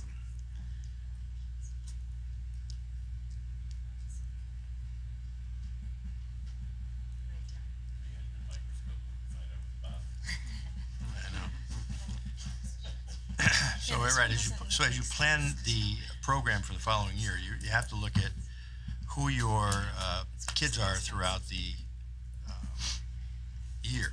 You'll notice in your folders, there's the events, just 6 of the events of the 12 that have taken place so far, and the associated costs with them that are unbudgeted. So there could be a need in science. I'm not sure how all that broke down or why that broke down, but that was the need in non-salary. Emily? Just while we're waiting, I have a quick question. If we have a student, a special ed student that has a one-on-one full-time, is that person included in a special ed budget, or are they spread out across Right. just special ed? If they're 100% special ed, then yes. So if they're allocated to one person in special ed, then yes. If they do half of their time in special ed and half of their time as a reading tutor or something like that. No, but so, yeah, but it doesn't get broken out by the classes that No, student no, is no, taking. no. Okay, I just was curious, thank you. Only the people who truly do, like the learning tutors, who truly do the different subjects. So going back to the non-salaried before Lou gets here, so math and English made sense to me because I know we have tutors in both those areas, so that makes perfect sense. But in science, what do we have outside the science teachers? The only thing I can think of, and we have somebody at the Aerospace Academy, right? We do. Right, and I can't remember what she does, but she comes in a couple days a week to work. Well, she does more than that. No. Yeah, no, that was a teacher. Yeah. I'm happy to await a response from Lou. Okay, and, I'd rather do that than just. Yeah, I Yep. mean, my Speculate. last comment though is, this was the only section I really was really happy about because I saw the total budget drop. So, I was sitting there going, all right, I mean, I know that there was pencils used, yes, but I do commend you on the effort that you put forth on putting this budget together, and I do respect that. My only other notes that I had from last year, did you get to procure the microscopes that you were hoping to purchase last year? So just in response to what you said, I have to defer the gratitude to Joan Mastercola, who is the coordinator of science, and she is really the one who was the mastermind behind the budget. So the gratitude is really for her. I just wanted to state that. I cannot answer the question about the microscopes. This is my first year overseeing the science budget, so I don't know if last year if she was able to procure those microscopes. Were they for middle level or high school level? I only recall, I only have is that we needed microscopes. Yeah, my guess is that with the cost of a microscope, those were not purchased. Okay, Very thank you. expensive. Go ahead, Jane. While we're waiting, might I ask about the AP chemistry textbooks? You're postponing it for a year. Is it because they're in such bad shape, or is it? I can't imagine chemistry changing the curriculum. I mean, what's the story with that? No, chemistry is still chemistry. There have been some program updates specific to the AP program, and the teacher who teaches the AP chemistry did some research behind some different textbooks and found a textbook that she believes more closely aligns with the needs of the AP program. We do believe that the program absolutely can be sustained with the current textbooks that they have in place. So it really boils down to the differences. Is this an absolute requirement in order to sustain this program, or would this be a really nice to have right now? This year it's a nice to have, and I think we'd be looking at this again next year. Mr. Fasella. Just to go to the microscopes.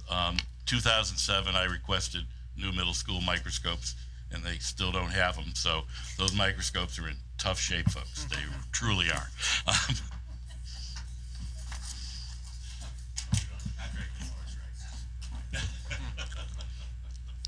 Other questions related to science as Lou gets acclimated.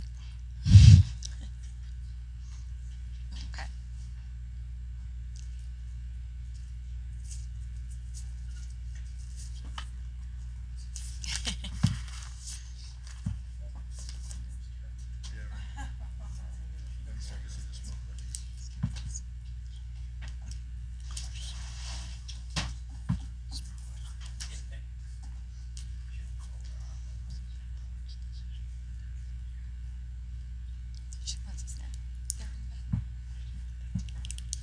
Take. Yeah, go take it. Absolutely. We could take a break after this.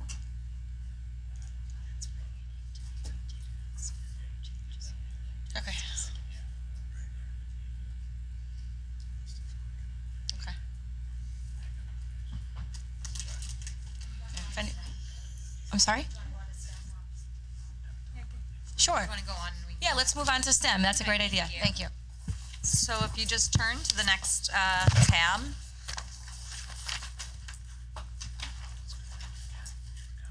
On the right-hand side, you'll see that STEM includes the 5th through 8th grade STEM exploratory program, the middle school academies, and then the expansion of those academies into the high school. One of the major goals of this program is to provide students with higher order thinking skills that include hands-on exploration, inquiry-based learning activities, working with STEM professionals through mentorships and participation in STEM-related competitions. I work closely with both program leaders, Jen Freese and Brian Holmes, to develop curricular offerings not only for the middle school students that are going up to the high school, but for all high school students.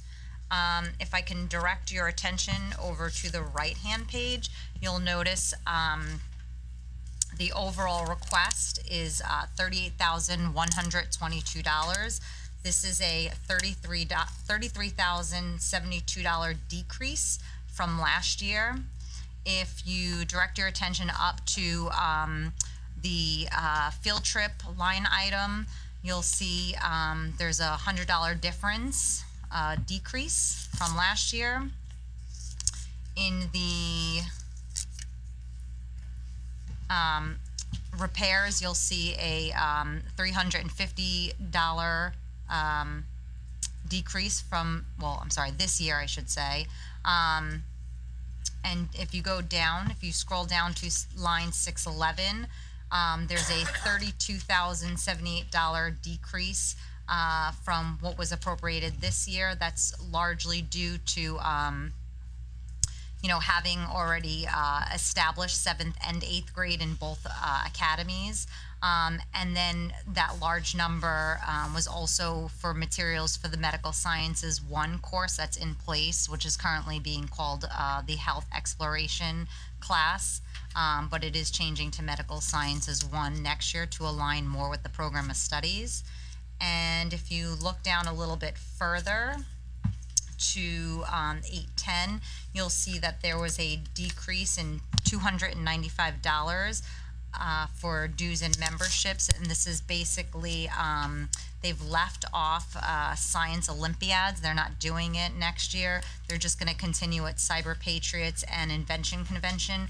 Mr. Holmes thought that Science Olympiads was a little too low level for these students. Any questions? Mr. Schulman. In the certified salaries, are we expecting a retirement? Because we're down $3,000 in certified salaries, which, based on at least I feel like I know most of them, and they don't seem at retirement age in STEM. So we're expecting breakage somehow? A life event or whatever? We wouldn't be or are we projecting out a maternity leave or something into next year? But I'm not sure how that would be anatomically possible. But I haven't read The Great Body Shop yet, so. Thanks, guys. I appreciate it. Thank you. And also, in the 112, it's the same as the science tab. And looking forward into the social studies, it seems like is there like a recategorization of tutors across all of those subjects? And Lou, that's just part of the question that's lingering. The answer to that is yes. Last year, with the significant difficulties we had recruiting for daily substitute positions, as well as the tutorial positions, we developed a reliance on a grouping of the non-certified folks called building-based, no, it wasn't building subs. Oh, Building subs, right. So we would be making commitments to certain people to be there every day. And because of the significant absences and really the need that these people were supporting the 5 primary programs, we reclassified their expenses into that. So it was $40,000 to $50,000 per program for the 5 big programs. So is that, when we do our end of the year transfers, is that a current year change that we made that will then be reflected at the end of the year? It was a change. Well, you needed to do the transfer as far as last year. This year they're in the right place. That element of it won't need to be done this year because it'll write out correctly for the rest of the year. They were being charged to the other salaries account last year. Okay. So this will, tries to realign it and keep everything in a more consistent posture across all the programs. And then built into it, Mr. Freese had said, while you were upstairs that there was an increase in hourly salary, and Yes, so that would yeah, be a we much had to make smaller. competitive adjustments, and that's So, also, so do you know what portion of it is the hourly versus the categorization of the building subs across the five? I would say at least $5,000 per program was associated Is the with it. hourly Was the raise? rate increase, right? Okay. Something around there. Okay, that makes sense. And do you know why the certified salary in STEM is going down? Is that a retirement expected? No, I don't think so. I was looking at that a second ago. Or is a teacher moving out of STEM into a different category and we're potentially hiring someone at a less cost?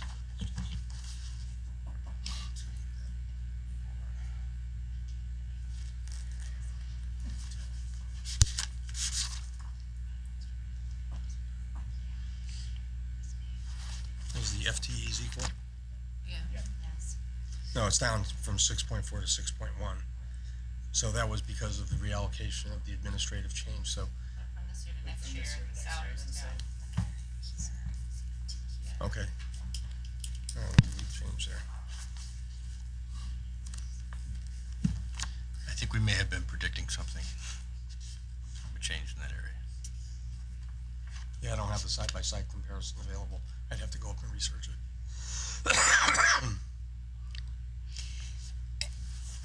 Which year you want to compare? I'm sorry, side by side. Well, this year's appropriation to next year's forecast. You have to be able to identify where that $3,000 specifically goes. Go ahead. Can I request that for the non-certified, what we just talked about, the building sub and the hourly rate, if you could do some kind of like paragraph blurb to explain that in. Did we do that last year? Did we do something like that? After the fact, we did it at the very end. Okay. Something like that. Yeah. I'm also a little confused by that. I get the whole breakdown that you said. So about $5,000 was for the increases to the hourly tutors. Is that right? You said about The per hourly program, staff, we had general hourly staff, increases across and then the board. rest you said would go. Just to offset against other salaries. But I'm trying to understand. In this year's budget, did we make those adjustments to people's salaries? Yes.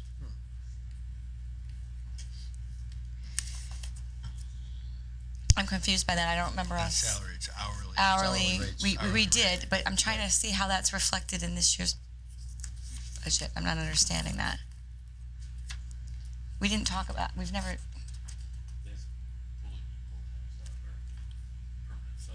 You're just increasing the number of people. Are you speaking about this program specifically? all across the board, the Right, increases this that we're one- talking about. We have a tutor slot built in for the STEM program in support of whatever Right, right, first year of operations goes at the high school. okay. And that's the jump up from current year to next year in the non-certified line item. It'll jump up. Correct. because You've lost me. You don't have I'm anybody sorry. staffed to the high school this year for STEM. So No, you're I talking understand about, that. Like a same thing we have at the middle school for the high school, is that what you're Right. saying? Okay. So we have the person who comes in who's non-certified, who I don't even know what she's called. She's like a tutor, and she helps Mr. Holmes. And so we're predicting one for the high school. Right. For the same thing. First year startup. Right. So we don't know Get what that we're going. going to actually be faced with. It's an hourly, so like an extra sub. Okay. What is it, $85 a day? I think we're in at $14 an hour on that. I'd have to go back and double check the. Okay. I rate think on it. I think it would be helpful to have a breakdown of those five major categories, other non-certified salaries, what everything is. Yeah. Thanks. Yep, thank you. Does this, if I may ask, the certified positions that are being asked for, does this include the high school position? One of them, One, not the second.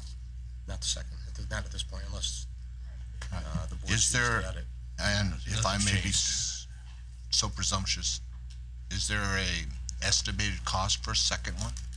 Is that like 100,000 more, or? We've been budgeting top of scale, master's level for an individual for recruiting. That's about $90,000 on next year's scale, plus the benefits cost. All right, so I'll just run around with 100 in my head. Okay, thank you. Good starting point. Other questions about STEM? Okay, thank you very much. We're going to move on to social studies. Okay, as many of you know, in the area of social studies, we have been realigning our curriculum to the new Connecticut framework. And if you look up at the major goals, you'll see a nice outline of how that breaks down. It's really a focus on inquiry skills, and then the content is brought in through 4 domains of history, civics, economics, and geography. There's a huge focus on students gathering data, gathering evidence, evaluating sources, and then communicating their information back out. And the major shift was really around this 4th bullet on taking action, that students need to participate actively in society. So those have been a lot of the key shifts. And then at the secondary level, there's a focus on integrating the literacy skills into the social studies instruction.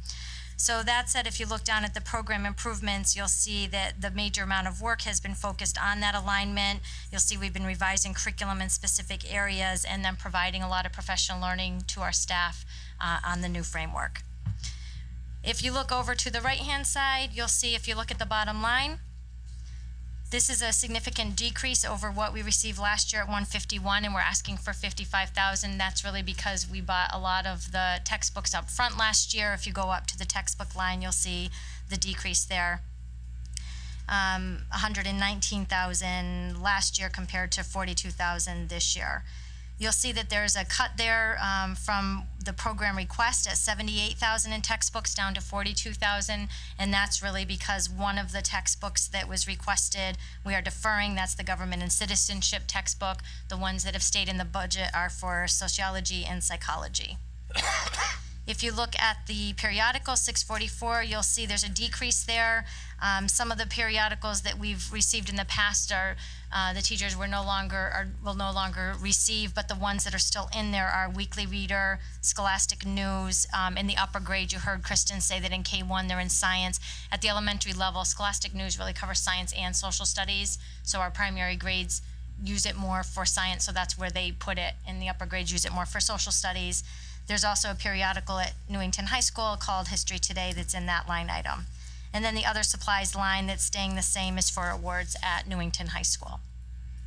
Any questions? Josh? Do we have any subscriptions to newspapers? Like Times or Wall Street Journal or anything? No, not in this budget. That may be what some of the high school media will order with their periodical allocations. But like not specific to like our government classes don't use, or like our contemporary democracy type stuff doesn't use current newspapers or anything like that? This particular periodical that Wendy mentioned, History, is actually an online periodical, so it does have different events and different historical facts. People are very careful about ordering periodicals because they know they will be cut. I have never suggested cutting a periodical. I just have a fascination with what they are. Let's just say the words out there. Well, I would support bringing some actual print newspaper or in the digital versions as well. I think that now more than ever, it's pretty important to have that type of journalistic style of writing for the kids to see in the era of social, especially at the high school level, the era of social media, and anyone can publish anything. To have some actual fact-checked journalistic writing is incredibly important, and I hope that the staff in social studies especially looks into that in the future to make sure that their kids are reading appropriate things. And I'm sure obviously they are, but to then leave the high school and they don't have history today is not something they're going to be reading when they're in college, but they may have friends that or family members that subscribe to New York Times and post articles, and for them to understand what it means to read actual news versus #fake news. I can say to you, Josh, that the teachers do subscribe sometimes to their own and share that using their smart boards and projectors with their class and read those articles as a class rather than having everyone have to have a newspaper. And the Social Studies Department is focusing a great deal on writing as well to improve that journalistic ability to write informational and articles and pieces. Mr. Sylvia? So once again, under non-certified salaries, I'm seeing a $45,000 increase. That was the same increase that I saw within our reading program. very close to all the others. I mean, are we just distributing hourly cost across to all the, Correct, 5 big programs. by each program we're distributing? So we haven't identified how much hourly, you're just saying, okay, I've got $400,000 allocated for hourly, and then I'm just gonna allocate it to each No, department? it's the people that are in that classification, permanent building subs. That group is the one that's being allocated. So we have just as many hourly individuals in science as we do in social studies? I'm sorry? We have just as many individuals earning an hourly wage in science as we do in social studies and as we do in all the other departments that we've gone through to date. I mean, basically, I'm just seeing the same number getting replicated across the departments, which is, I'm wondering if we, If I remember correctly, there was 16 or 17 individuals who were in this classification. There are around 16 or 17 individuals that are in this work classification, and they support all 7 schools. And they are assigned based on need at the building, day by day, based on circumstances. There's no way to really develop an allocation. Okay, today I was working with an English language arts teacher, tomorrow I'm with a science teacher. The practical way is all these costs are grouped and distributed across the 5 primary academic programs, because that's the type of work these folks do every day. so where did we group them last year? They were in other salaries. They were under other salaries? Yes. Thank you. Other questions? Okay, thank you. Let's move on to special education.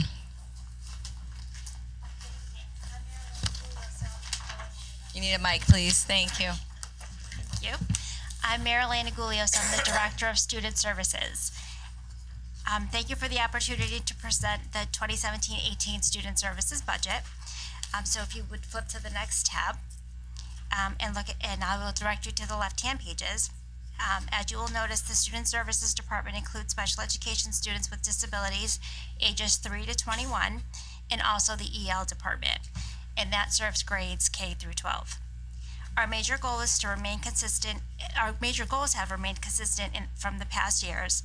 In summary, our major goals are to ensure that all students, regardless of their disability or language proficiency, are college, career, and citizenship ready, while adhering to all the local, state, and federal mandates. The description of the present program, approximately 571 students, and that is truly approximately because it literally changes on a day-to-day basis. It is really one of our probably most transient populations. But in Newington, we offer a continuum of services, which includes serving students within the general education classroom, all the way to serving students in a private educational facility. And that is from, again, ages 3 through the age of 21. We also have, in-house, we have a transition academy and 3 preschool programs. It's important to note that this year we've seen a significant influx of special education students, students moving in with IEPs from other districts, and we do need to adhere to those IEPs, which are individualized education programs. We also have had, just this past month, 3 new EL students. So again, this is a population that is ever changing. So within our existing population, we are seeing increased levels of students with service needs. Our program improvements, we continue to increase our use of technology with students within the classroom and our teachers and tutors. We are very data-driven, and it is something that we need to use for progress monitoring, and again, it is required by IDEA. As we discussed previously, we need to monitor our increasing costs with our out-of-district placements, and we continue to train our staff and look to our internal resources so that we can deliver the best instruction for our students here in Newington.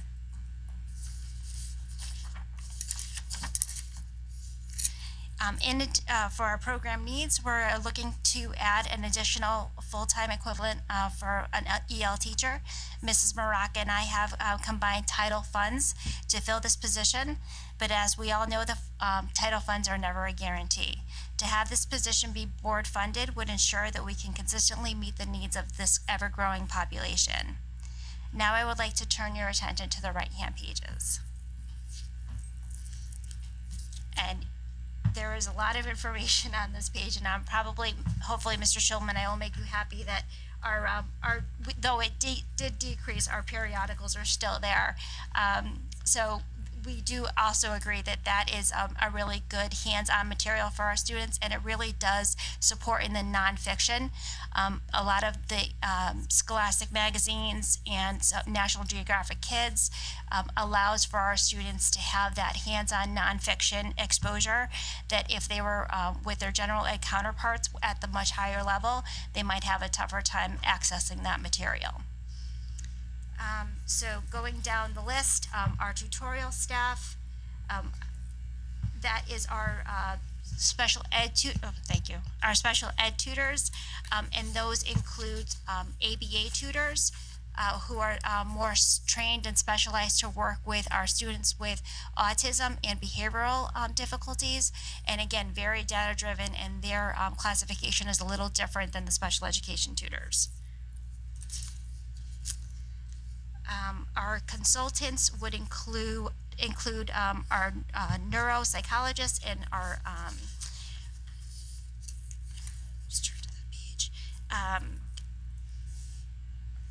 our neuropsychologists and our IEEs, which are our independent evaluations, and that cost is also we are trying to keep that stable, but that is also increasing with the new legislation from and guidance from 2015. Our 400 series, repairs and rentals. Our repairs are for our PT equipment, and that has remained consistent. Our rentals have also remained consistent, but we are also seeing an increase, and that is those FM systems for those hearing impaired students. And then moving to the 500 series would be the tuition, and again, that's where we're seeing our increase.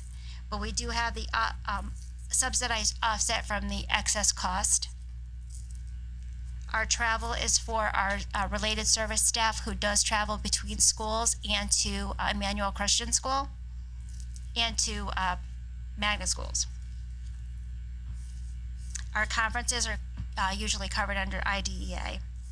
And our contracted services, again, that would be our neuropsychologists, our psychiatric consults. And again, that has remained stable. Under supplies, we tried to decrease that a little bit, again, looking at the different needs. The media has gone down as we too are seeing that we are able to get away from those consumables and that we are using more of the technology.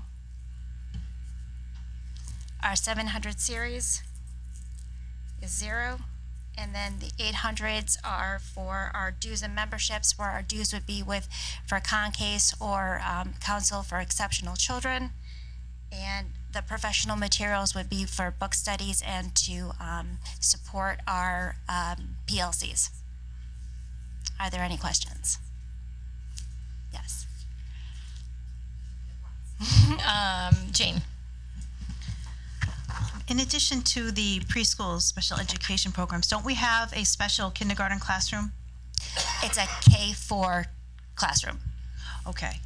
And that's at E Green? Correct. So how is that teacher, is the teacher just in this category or would be across all the? She would just be in this category. Yep. Yeah, the only ones that are across all of it is if they truly work across all. So this would be just in special ed, so she's 100% allocated to special ed. Mrs. Braverman. So there are no hourly in the non-certified staff? Oh, yeah. Oh, there are. Now these are classified as tutors, so they have their own category because there are so many of them. So they are actually classified under tutorial. So they are under, these are hourly, you'll see under tutorial 301. Correct, right. They're in their own category altogether. These are tutorial staff. So all of your special ed tutors. So the question is, why don't they go above? Well, I mean, I appreciate the breakout. I mean, Yeah. and the explanation. So but there is a percentage of this 663,000 ask that are hourly employees that were taken from other salaries? No, not in the, so there's no hourly employees in line 112? But they're, this particular group, we didn't distribute. That allocation that we spoke of, the social studies or science programs. Thank you. Was specifically for the 5 key academic programs, did not go anywhere else. So the hourlies that I've been discussing, or we've been discussing earlier, just for the 5 primary academic Yes, I would subjects. assume so. I wasn't here for the discussion, but that's what it sounds like, yes. Sounds like. Yes. Okay. All right, thanks. At your elementary level where it's, they do all areas, so you would break that person down over 5. Otherwise, if you put them all in one area, it looks like you're overextended in ELA or math or whatever it is. So by breaking them down over the 5 major program areas, especially at the elementary level, it gives you more true or accurate representation of your cost by program. High school's easy because you're a math teacher, you're 100% math. English, you're 100% English. At the elementary level, it's a little more difficult. Call it elementary, but Mr. Schulman. Is the decrease from 15-16 to this current year in certified positions, is that the removal of the gifted teachers? The gifted and talented at the middle level in elementary? Yes. Okay. I'm surprised that the tutorial dollar amount is level. Is that because we're decreasing? I know we had talked about some of the district management stuff that we've been working on to decrease the amount of tutors. So is that the reason? Because I can't imagine it's completely flat. The same people are making the same amount. Right, I'll jump in on that.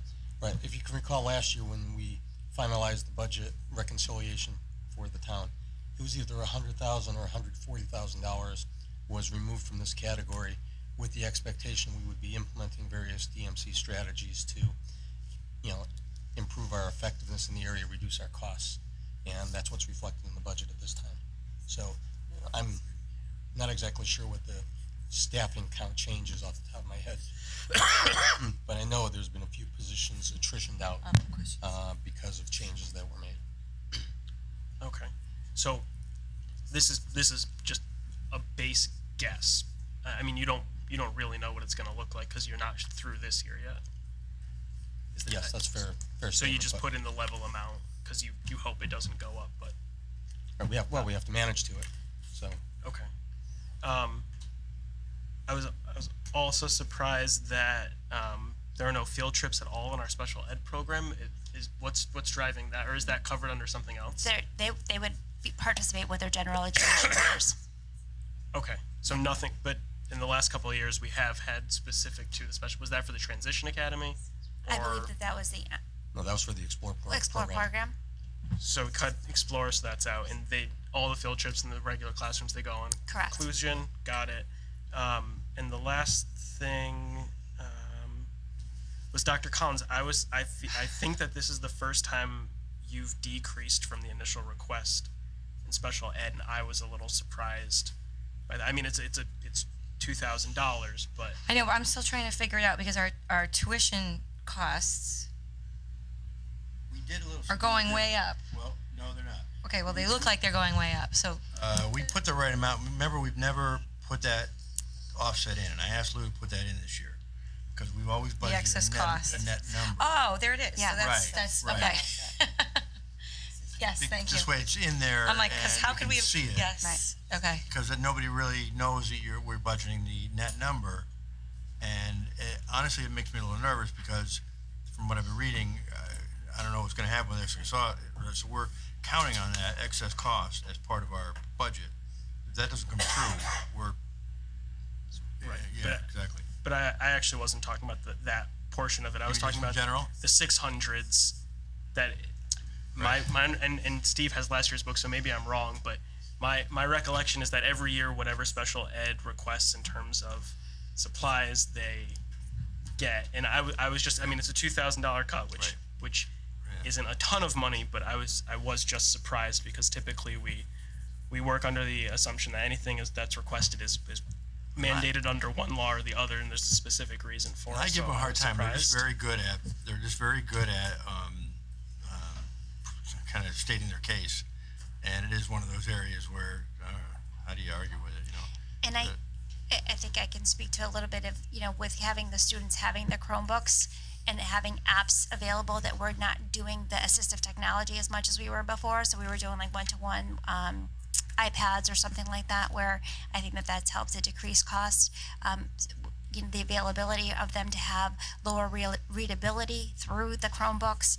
So that is all going to, you know, not having to have some consumables that help to decrease the cost as well.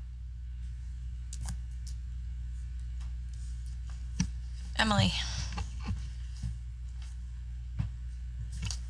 You had talked about in consultants and in contracted services, the neuropsychologist and the somebody else. Yes. And I'm just, what is the difference in those two? So one would be coming in and if there's a student who's having difficulties, where we might be asking for consulting services on some strategies that we might need to use with a student, and then the other would be for an actual evaluation if we needed to contract with that person. Okay, thank you.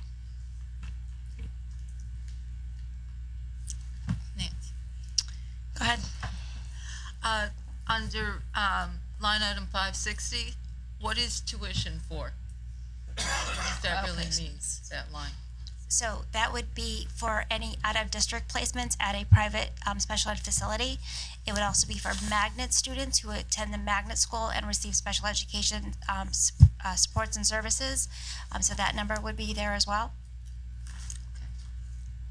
Thank you. So Dr. Collins, great lead-in on that. Is the tuition number that you have here covering the memo that was added in our package? It's a great question. I believe that would cover almost all of it. However, there are, to my knowledge, 6 more. No, those 6 were included. We have, this past week, we received Right, I know, but in the pipeline. Oh, yes. Yeah. So 6 more. and that's why we said, 571, that's a moving target. From week to week, we could have students move in, we could have students move out.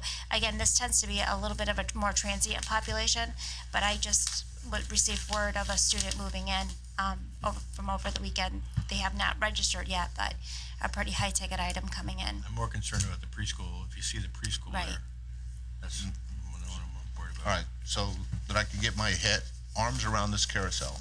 I do understand that we have the risk of more students moving in, and a reality we have to face. What I was curious was that we received this in our packet tonight that identified 8 individuals, and I was just curious if the tuition line item that we placed here is sufficient to cover at least what we know. What we know as of today. Yeah. Okay, as of today, right. Understand the future risk, thank you. That's all I was really, great.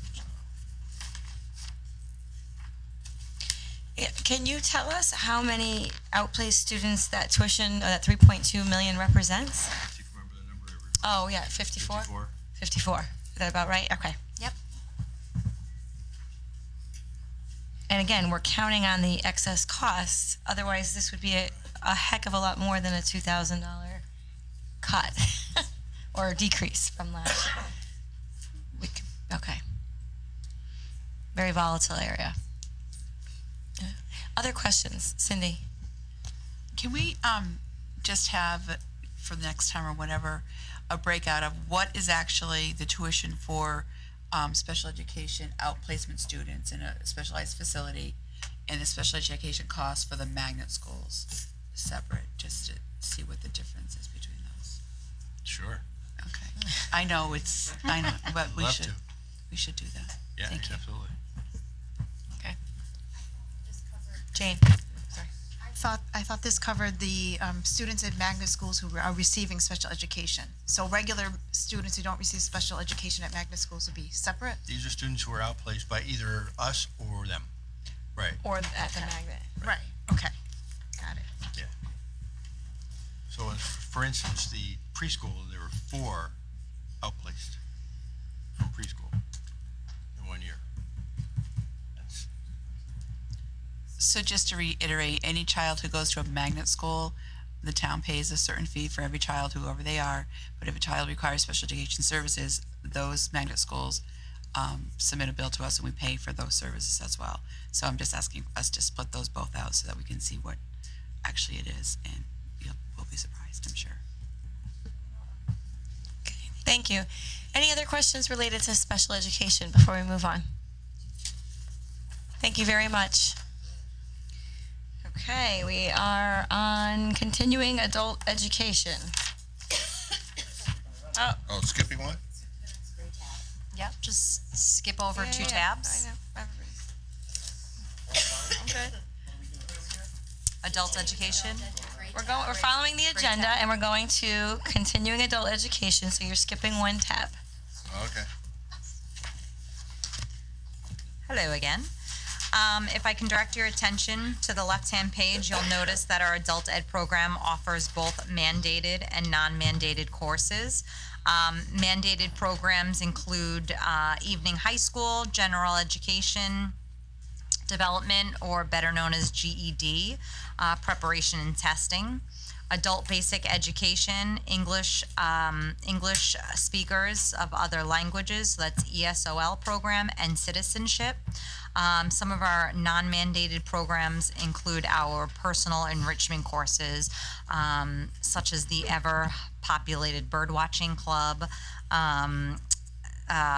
cooking, which Scott Pesca, our culinary teacher, teaches, and just to name a few.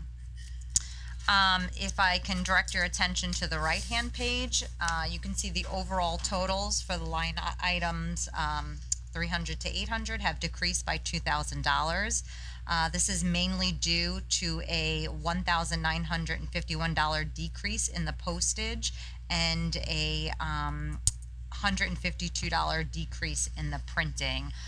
We've moved instead of mailing to every individual home, we are now posting in Newington Life, I believe. Let's see, what else? In supply line item, we've requested an $800. This has been consistent from this year to next, which basically just covers some math, English, science supplies for the GED program. And if you go down a little bit further to line item 641, you'll see there was a $500 request, and this is just supplemental text to help prepare our students for the GED test. Do I have any questions for that? Okay, thank you. Oh, I think we had one. Mr. Sylvia. So just a quick question. Do we receive any revenues from the adults and things? I'm glad you brought that up. The town does. The town receives a state grant, I'd say around $36,000 or so, or 40. We don't get that, so it doesn't offset our costs. So it goes into the town's general fund, but it doesn't offset your costs. We have to pay for the whole thing. So presuming that I decide now to go after my GED. Yep. I don't have to pay anything. I just go sign up and go to a class? Yep. Really? We're required to provide that. Yeah, we are required. If you're from another town, though. Right. We charge tuition for, so in other words, if there are students from Weathersfield or somewhere else and they want to come, we will charge them tuition. Not much, but we charge them tuition. If you're from Newington, there's no cost. Exactly. Is there Wait, there's no cost because it's supposedly paid by the grant that goes to the town?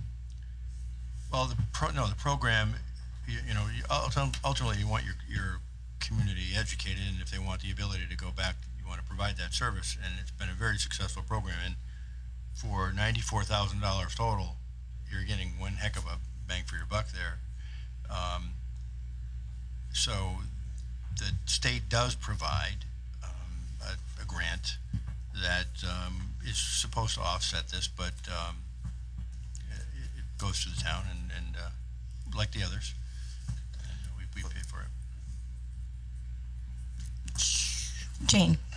Even the enrichment courses for the adults, they want to take, some kind of fun class, that goes to the town too? No.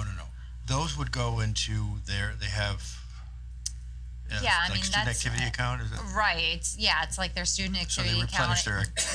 Yeah, and it's not very costly. I mean, they don't really charge a lot of money. A lot of that money goes basically to pay the supplies for the class.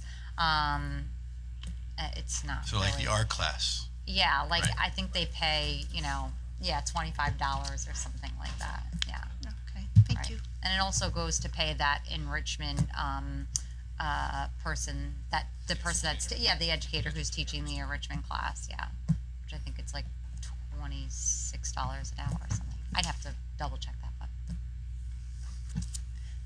Other questions for Kim? Just want to comment that I'm grateful that again this department or this particular section managed to sharpen the pencils and reduce the overall demand. Though I'm struggling with the revenue side, but that's my personal issue. Thank you. Thank you. Thanks, Kim. And I think we're on to student activities and athletics. Mr. Myers.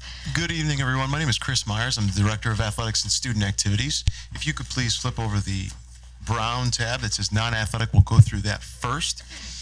In your non-athletic student activities, you will find it's for all three levels, K through 12. And these programs offer our students additional opportunities outside of the regular school day. These things will go from government-based activities to drama club, to we had a gardening club that began this year at the high school. Really, it's student driven. It's things that they may be interested in, along with items that are in the contract yearbook that are locked in each year. It's a great way to get our students engaged with the school community. Again, when you get them engaged with the school community, you find that their day school also improves as well. So if you look at the numbers, it's very straightforward. The money that is allocated and designated through the contract is what is utilized to compensate staff that come in and supply these opportunities for our students at each level. Questions for Mr. Emily? You said that this covers K-12. Are there programs in the elementary school? So each year they come to the table, and I mean the government-based activities are small. So it's student council, minor opportunities that are allowed as they get older. When they go through to the middle school and high school. The high school is a much larger program. We had 37 clubs at the high school, along with student council and all those things. So at the elementary level, it is very small, and then it will grow. Okay, thank you. Paul. Just curious, what percentage of the high school students are involved in these types of activities? It's a good question. It was over, I want to say last year it was 667. It changes a lot. A lot of it will change based on, are they playing a sport that season? So you might be a member of a club in the fall and then come back to it in the spring. You might not be with it throughout the entire year. It's the great piece of it. It's not all encompassing. It's not like joining a sport, which is where you're expected to be there every single day. For many of the clubs, it's come and go. If you have to work, you go to work. But if you can partake and gain that extra opportunity, you can take advantage of it. So when we did it last year, total enrollment was 667. At the end of this year, we'll kind of do the same and go through and see how many students have taken advantage of the opportunities. Some of them are seasonal as well. We'll have an archery club that will take place in the spring, just because of weather permitting. We are touching a lot of kids with this program, though. It engages a lot of students that, again, they might not get that from the day classes, especially as your freshmen that walk in. It gives them another opportunity to meet friends, to socialize, which will benefit them, obviously, moving forward. Thank you. One of our philosophy has always been, if a student wants to have a club, regardless of what it is, we'd like to be able, as long as they can find a teacher or an advisor, we'd like to support that. We haven't had to turn them down, and they change. We had a lumberjack club one year, and it depends on the year. Yep. Yes. Do we have a music club? So we have a music department. But we don't have a music club. We have Music Honor Society. All right. So along that line. Yeah, they have drama club and things of that nature. Okay. So along that line, what are you planning on doing with supplies? So if you look at the small number of supplies each school actually offers up, they'll send in maybe a $500 request, $600 request. And what that is if a club comes to us and says, hey, we want to do something specific, we have a few dollars there to help them maybe get some food that may come in. So say we have a Spanish club, Italian club, something along those lines, and they want to do a dinner, lunch, something that will expose the students to just something outside the normal realm. We have those funds that we'll be able to allocate for some of those. So about $1 a student. Yeah, it's not. It's very small, obviously, because it's that 4,200 is broken down amongst all the schools in the district. Where I'm going with my conversation is I'm coming back to music. So I'm in the music club, whatever, honor society, and I need a clarinet or I need some strings. I can come to you and ask for that? No, we don't supply equipment. It's more for the overall experience of the individual club. But if that club, the advisor, maybe they selected a certain piece that they were going to work on, the advisor might purchase that piece, so that way all the students could have the sheet music to go with it, or unless they could find it online, in which there might not be an expense. But that might be what the resource would go toward. We don't have music. Correct. Is this a regulation, or because where I'm leading is that I see $4,200 for the betterment of the students. Correct. But I still have a music department stuck in my head that, they can't give strings or purchase strings based upon the budget that we're witnessing. And so I'm able to give food to our students, but I can't give them the strings or a reed for their clarinet. So I'm struggling with the rules, I guess, of why you're precluded from helping out the music department with this line item. If I might clarify some of what I think is a bit of a misunderstanding, when we were not supplying were actually $6,000 to $10,000 costs for instruments. We provide in the 611 account in the music budget, we will provide reeds, strings, chalk, wax. So we do provide the music instrumental replacement pieces. As a former clarinet player, I would buy my own reeds. I think most kids prefer to do that. But they are allowed to get a reed from their music teacher for their sax, for their oboes. If they need to have a key on a flute repaired, oftentimes the instrumental music teacher can do that. So those replacement items that you were just talking to are provided within the supply account of the music program. When we were talking about what we didn't provide, that was in the 700s, which were new instruments and replacement instruments. So there's a difference. Okay, just for clarity, we are taking care of, the day-to-day replacement of strings for violins, cellos, etc. Right, but my understanding of the 4,200 divided amongst the clubs, it would be up to the advisor and the members of the clubs as to what they know they each get a tiny bit of money every. No, they'll come and ask. There's specific asks. Some of the groups so will some enter. clubs don't get any money. If they don't, and others some don't have need an it. ask. Correct. So you'll have like a ping pong club that might say, "Hey, can we buy a couple new paddles and some balls?" Okay, it's just really some seed money. Correct. Just at the beginning of the year, if something's run out, just to make sure that the club can run. Again, if you're going to come to us with a massive ask, we just don't have the funds to do that. This is really a minimal cost. Right. Okay, but it doesn't even get dispersed amongst all the clubs. It's only those that it's actually special requests. Special requests. Correct. Okay. Thank you. And I appreciate and I thank the explanation. I guess you can tell my preference is to replace the instruments, repair them. But that's just me, and I'm hoping that the music department is listening so that they can come visit you. All right. Appreciate it. So if you would just turn to your next tab, which would be our athletic budget.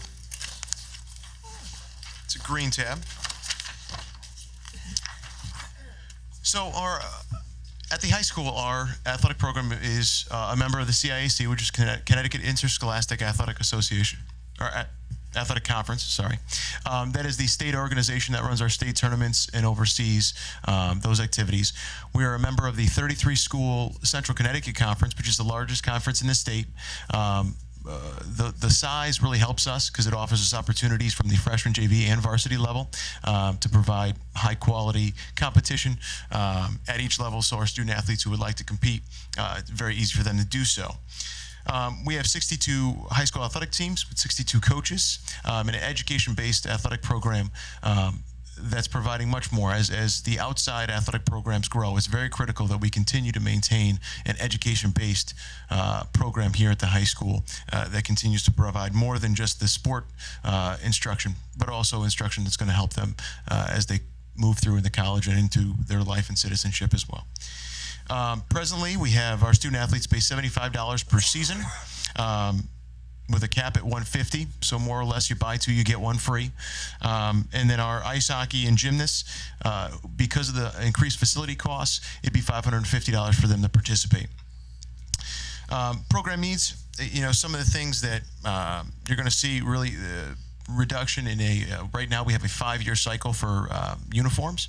Again, something if we could ever reduce that down. We do pass those uniforms on to our varsity go to JV and the JV go to freshmen. So sometimes those uniforms are 15 years in service, and you can tell. So again, if we could ever work to try to minimize that, that would be fantastic. And then the additional funding for professional development for NHS staff and potential coaches. The potential coaches are individuals who are volunteering their time. Some of our, again, as our coaches continue to grow and develop as leaders in their sport, trying to keep them up on the most educated techniques would be critical to them. Many of them do pay out of their own pocket, but I think it would be very helpful for us to provide that funding for them. If you look on the right-hand page, you'll see the majority of numbers do not change much. If you look in the 400, our rentals are for our ice hockey arena, along with our tennis court rentals. In the beginning, in the springtime, if you get an increased number of rain or there's a lot of snow on the courts, they can't physically go outside. So we do set aside some court time that they can utilize. In the 500, if you look at contracted services, that's for our athletic training services, along with our concussion management, which is impact testing. Each one of our student athletes is impact tested when they come into our program. What this does is it provides a baseline that if, God forbid, they did have a head injury, it's very helpful for the doctor that they go and see to see how they're progressing. And we use that as a tool in the return to play protocol. So if they do sustain a concussion, that's the first step. If they're not able to pass that concussion testing, we do wait until they're able to, and then we move forward with the next steps in that return to play. Supplies go from anywhere from balls, pads, anything that's needed in the individual sports, down to the dues and memberships, and then police fees. Any questions? I had a question, and I know we went over this last year, and I'm trying to remember what the rationale was. Under certified positions, you see one, but then under certified salaries, we see a $400,000. That's the different coaches' stipends? Yeah, and so, 62 coaches, so each one of them has different stipends, and we have 4 steps that are based within those stipends. So, as a coach progresses, their salary will increase. If you look comparatively, we're getting a heck of a deal. If you looked at the teams that we're competing against, the salaries that they're able to pay their coaches are much higher. I'm just trying to understand why it's broken out this way and it doesn't show. Right. They're not sort of. Yeah, they're not FTE positions. They're stipended positions. These are, however, negotiated in the NTA. In the contract, yep. Right. Yep. Right. They're not. There's not a FTE. They're not full-time equivalent. Gotcha. Positions. Okay, so that's the difference. The one that's actually a person. The one. One is. Yeah. So one. One and one. There are two people. Athletic director and. Yeah. Okay, got it. I had another, go ahead. What's the $9,500 cut from contracted services from the initial request? Reconditioning, initial reconditioning of our football equipment and lacrosse helmets. We also have gate receipts that come in from our contests. So, I mean, reconditioning for football equipment is a mandate. You have to do that every single year. So that will be paid out of those costs. So you're shifting it? Yeah. Do you know what the what you brought in participation fees and gate fees last year? I don't have the exact number, so I don't want to make a statement. But it's right around about the same each year. Okay. So 600 or 60? Oh, no. Definitely lower. If we were running at 600, things would be very good. I can get the exact number for you. I mean, where my head's at with Josh's question is that are we generating revenue to offset the cost of the student athletics? So if you looked at the majority of that money goes directly to pay for officials. Now the officials did take a pay freeze for a year, which was fantastic. But if you just look at our pay for play has stayed the same, but officials costs have risen 4% for the previous 4 years. So if you just look at just for officials costs, we're paying about $5,000 more just for officials. But the officials are captured on which line item? That would be under our athletic fund, which is not in your budget. That's your gate receipts and participation fees. That's how we keep our participation fees so low. Correct. Because it doesn't cost $75 per player to field all of those teams. Right. And so what I'm trying to get my arms around is that I understand the revenues and the offsets that you're describing, but I have no fiscal view of that, or those, are we generating sufficient revenues to cover all of our expenses? So we may want to look at, like we did with the other, it's hard to put it in this budget, it's not part of your budget, so you can't include it. So like we did with the other, with the offset, we just artificially put it up there and reduced it by the amount. So it can't be part of your budget, you can't include it, but we can. I understand this is operational, right? Yeah. But my concern is that I've got another account that's floating out there. It's all audited and it's all. It is, yeah. but I don't know if we have any. We don't have any view of that. So aren't we? That would be. Would that be? I don't know if that would be in the CAFR. I mean, it's much like the Chromebook insurance fund, and we've got a lot of different accounts floating, and I would love to see the and be able to sleep at night that indeed, let's say you're generating $600,000 in revenue, and that you're $600,000. I'm saying that off the top of my head. What? But that you're generating $60,000 in revenue, but your expenses are $128,000 or something, and that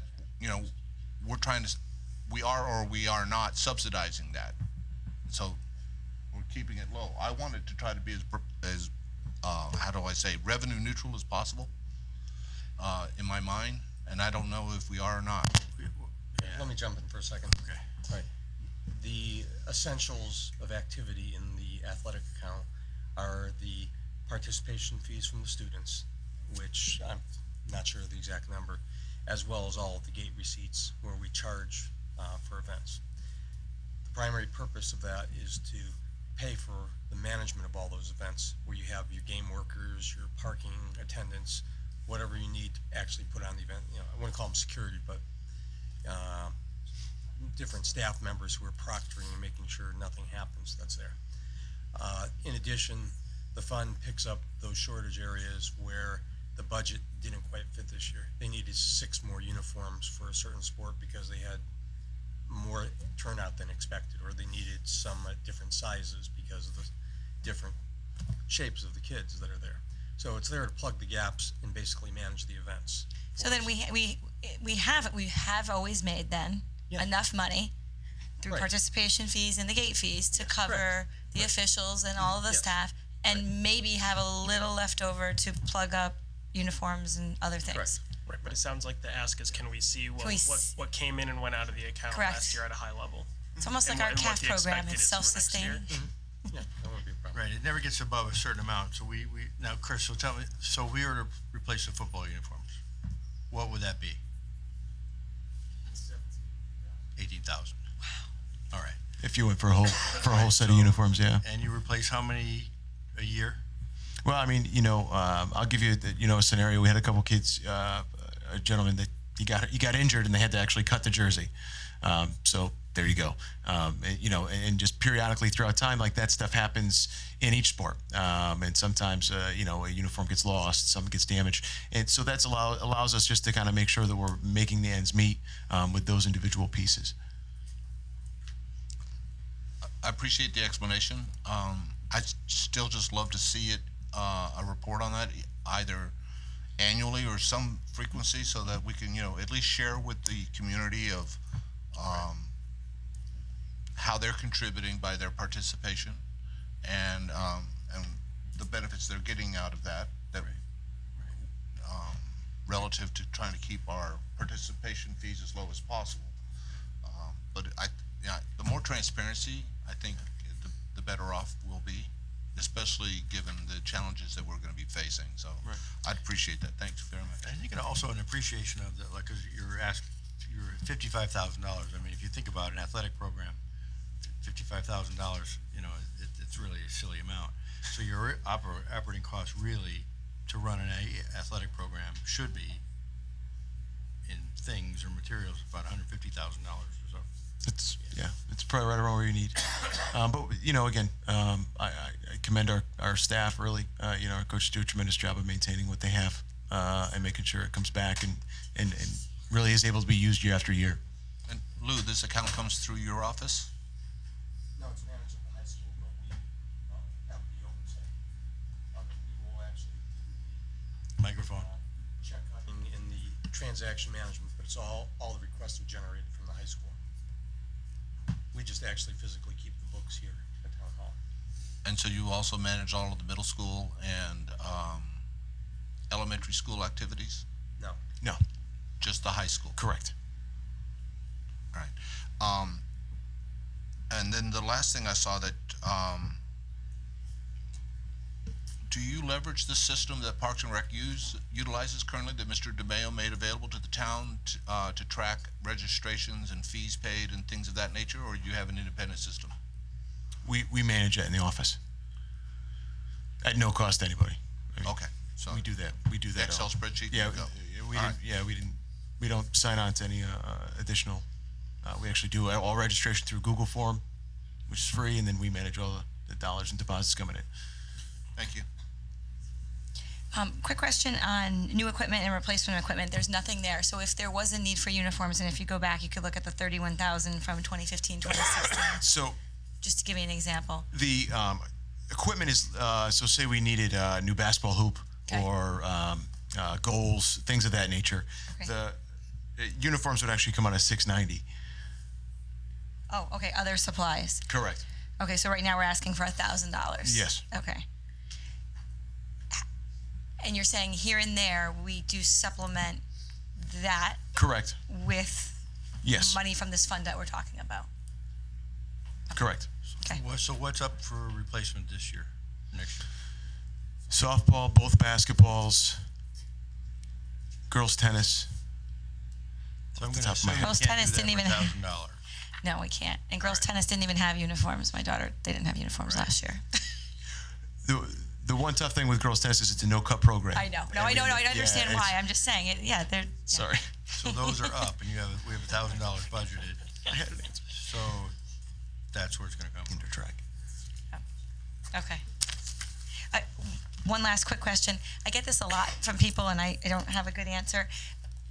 Are we Class L or LL, or could we be different based on the sport? We are ML, double L, That's why Division people are so II. confused. Yes. Unfortunately, unfortunately, depends on which sport you play. Correct. We're either the smallest in double L. We're actually the bottom line.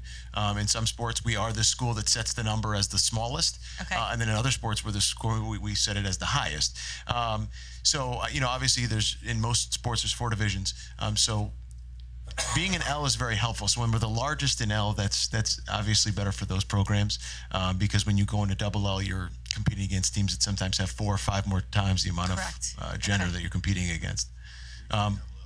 We used to be double L, right? But now- it's just changed drastically. Like lacrosse, we're M. Baseball, we're double L. Boys basketball, we're L. So even in the same gender, we have 3 different. And a lot of it is just based on how many schools have teams in that particular sport. Yep. So as you see an increase in athletic programs that might take place, in some of the schools that are coming in Hartford, that might raise the number in S, which would then alter the rest of the divisions as well. So it's not an easy answer. It's not a guarantee. And you have to, and that could change. So you keep track of that every single year. Every changes. single year. And yeah. Where might somebody go find out about a particular on the sport? CIC website? Okay. So if you go on the CIC website, they have each individual sport, and then if you look at the bottom of the page, Yep. it actually has a divisional breakdown each year. So about 2 months before the season occurs, those packets come out, and then you're able to. And then you're able to figure it out. Correct. Thank you. You're welcome. Yes, there is a link from the website. You can get right from Yep. our website as well. Yeah, okay. I get that question quite a bit. Thanks. Mrs. Braverman. Chris, where did the girls do gymnastics? So we haven't had any female gymnasts in the last 3 or 4 years. We do have a couple of gymnasts in the school, but they, with gymnastics, a lot of times if you're in a particular club, you stay and compete with that club. There are times when gymnasts might want to come and compete for the school. At that time, we join with Southington, and we do compete there. Now, if we have a student athlete who is at Newington High School that works out at that gym, it'd be actually advantageous for them to come on our program because it'd be cheaper for them to actually come participate up for that time period. But most gymnasts will stay with their particular gym just because of the dedication, and they start at such a young age that they don't want to change coaches for a season. So you really have seen a reduction in that. There are very few gymnasts that do it for one season. It's really, and like most sports, become more or less year round. So then the $550, do we pay that? Do students pay that? That's what had been set previously coming in. So if we did have a gymnast, that is the amount that they would have to pay, and then. Any other questions for Mr. Myers? Thank you very much. And we are moving on to school counseling services. A couple more, and then we can take a break or decide what we want to do. Okay, so if you turn to the next tab, which is Blue School Counseling, looking at the left-hand side page, the school counseling department, our mission is to deliver a comprehensive school counseling program that provides opportunities for all of our students to gain understanding of themselves and others. The Newington School Counseling Department is aligned with both state and national standards. State legislation at this time requires school counselors to work with all students in grades 6 through 12 to develop a student success plan. At Newington, we do involve and start that student success plan in 5th grade as well, since our middle school is 5 through 8. As far as our improvements as a program, the school counselors have been working very hard and diligently looking at the new national standards that the American School Counseling Association has come out with and aligning our curriculum and our student success plans to those standards. As far as program needs, we still continue to appreciate the board's funding to help us assist our students and any needs that they might have in the school counseling realm. Referring to the right-hand side page of the budget, the school counseling department is looking to decrease our budget for the 17-18 school year by approximately about $3,800. Looking at line items specifically, line item 430 has increased for postage. Line item 550 has decreased, and the reason for that is our program of studies is no longer going to be printed for all students. It is now going to be electronic, that will be accessible on both the district website and the high school website when the program of studies comes out. Line item 599 has decreased. That's decreased because the school counseling department has looked at other resources outside of our Naviance program, and have taken some of those additional features we pay for Naviance and have found other technology resources outside that program, so that we're able to decrease that amount. Line item 690 has increased for new equipment and supplies. This is just general supplies that we need for our office to run efficiently and effectively. And line item 810 and 890 has increased for dues and memberships. Looking at our memberships, we currently have membership with the American School Counseling Association, the American School Counseling Association, and both the Connecticut School Counseling Association, along with NACAC, which is the National Association for College Admissions Counselors. That provides the school counseling department with the most latest and updated information as far as the admissions process and statistics that both admissions counselors are a part of and the school counselors are a part of as well.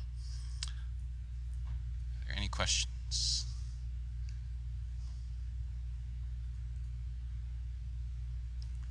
Wow, got off easy. Did a good job. Thank you. Okay, and we are on to psychological services.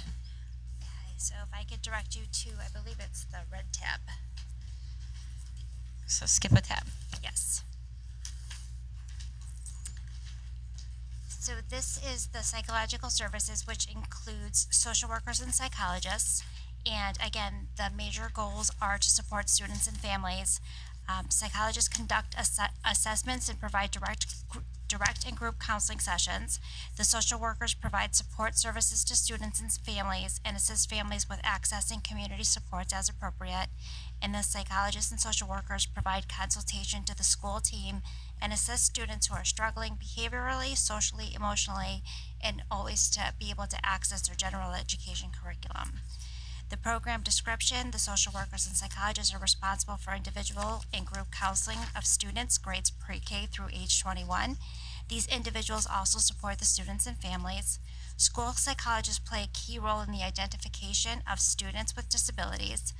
In the counseling roles, both psychologists and social workers provide assistance to students, families, and the school team. There are no program improvements at this time. And the program needs: we continue to request 2 additional social workers at the middle school level to provide a continuum of services. We are requesting 1 additional full-time school psychologist at Newington High School. This position would assist in conducting evaluations.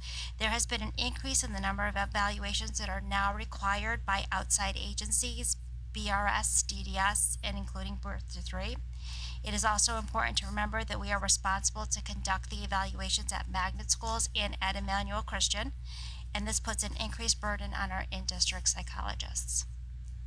So if I could direct you over to the right-hand page, our budget has basically remained the same, and we are, thank you, sorry, I have to look down and then have to remember to go back up to talk into the microphone. The tests will always go up and down. So I believe that the last round we bought the new cognitive evaluations, so those will be good for a few years, and then we'll have to buy those again. So those costs will always go up and down. So we are stable with that. And then for other supplies would include our incentives for our students in the ABA programs, and the tangible reinforcers. Do you have any questions? Yep, Josh? The certified salaries account in 15-16, is it right that last year we had the multiple maternity leaves, and so that's reflective? So there wasn't a $140,000 jump between last year and this current year, but that was just because of those leaves, right? 3? Wow. Well, that's fantastic for them and their families. That's a blessing. Any other questions? Mr. Sylvia? So last year we had 11. Did we also service St. Mary's? Along with Emmanuel? Yes. So now this future year we don't have St. Mary's. Yes. So how many counselors do we now need since we don't have a school? I don't have the, I was gonna say, some of those kids might have come back to us. So we have absorbed some of those students, and then, St. Mary's didn't really have a No, lot of special ed I'm kids. talking about positions here. right, All right, so we provided 11 last year, which included St. Mary's and Emmanuel. no, the evaluations, we don't do services at, Right. right, we are responsible to conduct the evaluations because those schools are in our town, but we didn't necessarily give services by the school psychologists or social workers at those buildings. But we are required to do the evaluations at those buildings. So I think you're thinking there are 200 kids that now are no longer going to need to. So we have 4,300 students in the town. Right, but there you're talking about the number of kids who require service or So- evaluations. And you have to remember too, if it's a student from Hartford, if it's a student from Rocky Hill, it doesn't matter, because they are attending school in Newington, a private parochial school, we still are responsible to do that But evaluation. I think what he's saying is, so there are 200 fewer kids now, but it wasn't. It was, how many evaluations would you say you did at St. Mary? I wouldn't have that I would hazard information. a guess it's not a lot, because they don't tend to take. So, right, so my mind's going around the metrics. What, we needed 11. Well, you still do it, because it wasn't a big. It was such a minimal part of what right. they're doing, of Right. their overall responsibilities. I would say even though we're responsible for Emmanuel Christian, I would say that you're probably not doing a lot of evaluations from Emmanuel Christian. 5 or 6. Okay, so then evaluations is not a credible metrics to use for positions. And schools are not a credible metrics for positions. So what justifies 11 positions? What is the metrics that justifies 11 positions for 7 facilities? Our district of 5,000 kids. Right, and the needs, 5,000 children? No, we only have 4,300, and some of those are going to magnet schools and other locations, which I know we have to go visit. We have to go Right. visit those. absolutely. So we have 4,300 students. So I'm trying to understand the metrics that's driving 11 positions. So, Right. So we have 471 special needs kids or whatever. So however many kids are out there, it's really the number of kids. Hang on. And however, It's not just evaluations. We only do evaluations at the schools that are not in district. In district, those positions also service and provide services to the students that require them direct services. here. Right, so I'm trying to get my head around the metrics that generates the need for 11 positions. So can we clarify where the staff are located for those 11 positions? We have 7 facilities. We have 7 school psychologists, 1 at each of our schools, so that accounts for 7. We have 2 social workers at the elementary level that share 2 schools each. And then we have 2 social workers at Newington High School. The request for social workers at the middle level is because that is a void. So you're really looking at a school psychologist per school, 0.5, for a lack of just trying to figure it out, 0.5 social workers at each of the elementary schools, 0 social workers at the middle level, and 2.0 at the high school. And those are just meeting the needs of our students. I think when you think about evaluations, it's not a 15-minute evaluation. It can be an evaluation that's going to take a school psychologist 8 hours over a course of days. And then it's analyzing that data, writing a report. They're extremely busy, plus they have to conduct groups. So they're also having direct counseling services with students. And they're also part of the SRBI process. Correct. Now, in order for a student to be qualified for an emotional disturbance, we now have to go through the SRBI process and show that they have participated in Tier 1, Tier 2, and Tier 3 intervention. And usually those interventions are done by a social worker or a psychologist because it's on the behavioral level. So when correct, preschool and transition. And so when you're talking about services to St. Mary or Emmanuel Christian, you have to remember that it's not one school psychologist that would go out. It really depends on which of our 7 school psychologists. I can tell you will rarely be our school psychologist at the high school would have the ability to move away from their schedule to go out to that non-public school. So again, I believe it could be rotated among the 6, the 4 at the elementary and the 2 at the middle level. So there is no one assigned specifically to a non-public school. Right, and most magnet schools do not employ school psychologists, or our school psychologists would need to go out to the magnet schools as well. Hey, thank you for the explanation. I was appreciate understanding how the metrics is developed. You're welcome. Thank you. Other questions? Thank you. Speech and hearing. So stay right with me. Next tab. Okay, so these are our speech language pathologists, and again, the speech language pathologists are responsible for our students pre-K through 21. Major goals are consistent from previous years. SLPs evaluate, identify, and provide services in district, and again at Emmanuel Christian. Description of the current program: SLPs are responsible to respond to parental and birth to 3 referrals even prior to the student turning 3 years of age. Children as young as 2.5 may be referred through the birth to 3 process and or by parents for articulation, language, speaking, or hearing delays and concerns. Speech language pathologists are part of a team but are responsible to evaluate and plan appropriate programs, and we must have that program in place for the student by the age of 3. Speech language pathologists also work collaboratively with nursing and OT staff for students who present with feeding and swallowing issues. And this is definitely something that is coming up more and more. Not something that we had seen a lot of in the past, but it definitely is a growing concern.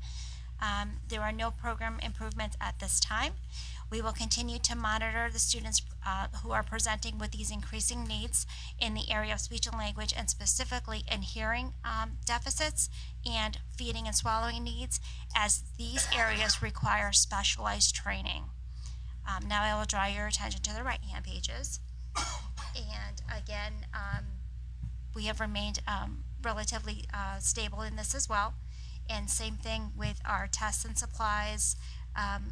Those will go up and down depending on the tests and protocols that are required to maintain for that program.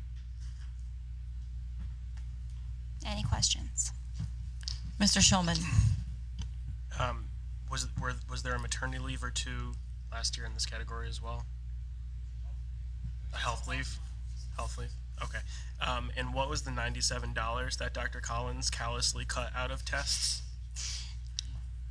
Probably some manipulatives. Okay. For the tests in the 617. There are like 8 tests that cost $97. We would never cut a test. I don't think it probably had something to do with like language matching cards or something like that. Okay. They literally validated every dollar. Castle record forms. Oh, they were okay. Oh, you know why? Because we just bought the new Castle tests, so now it's all online. So we didn't need them So anymore. we saved $97 for it? All right. Not callous at all this time. Other questions, other board members? Mr. Sylvia. I'm kind of curious also, the metrics that's utilized to identify how many speech and hearing resources we need for our system? So it's about the same. So again, the speech language pathologists service students again pre-K through 21. Most of the students are receiving direct services by those speech language pathologists, and I believe that we have a breakout of 1 speech pathologist per school. I do have that somewhere. No. Oh no, that's right.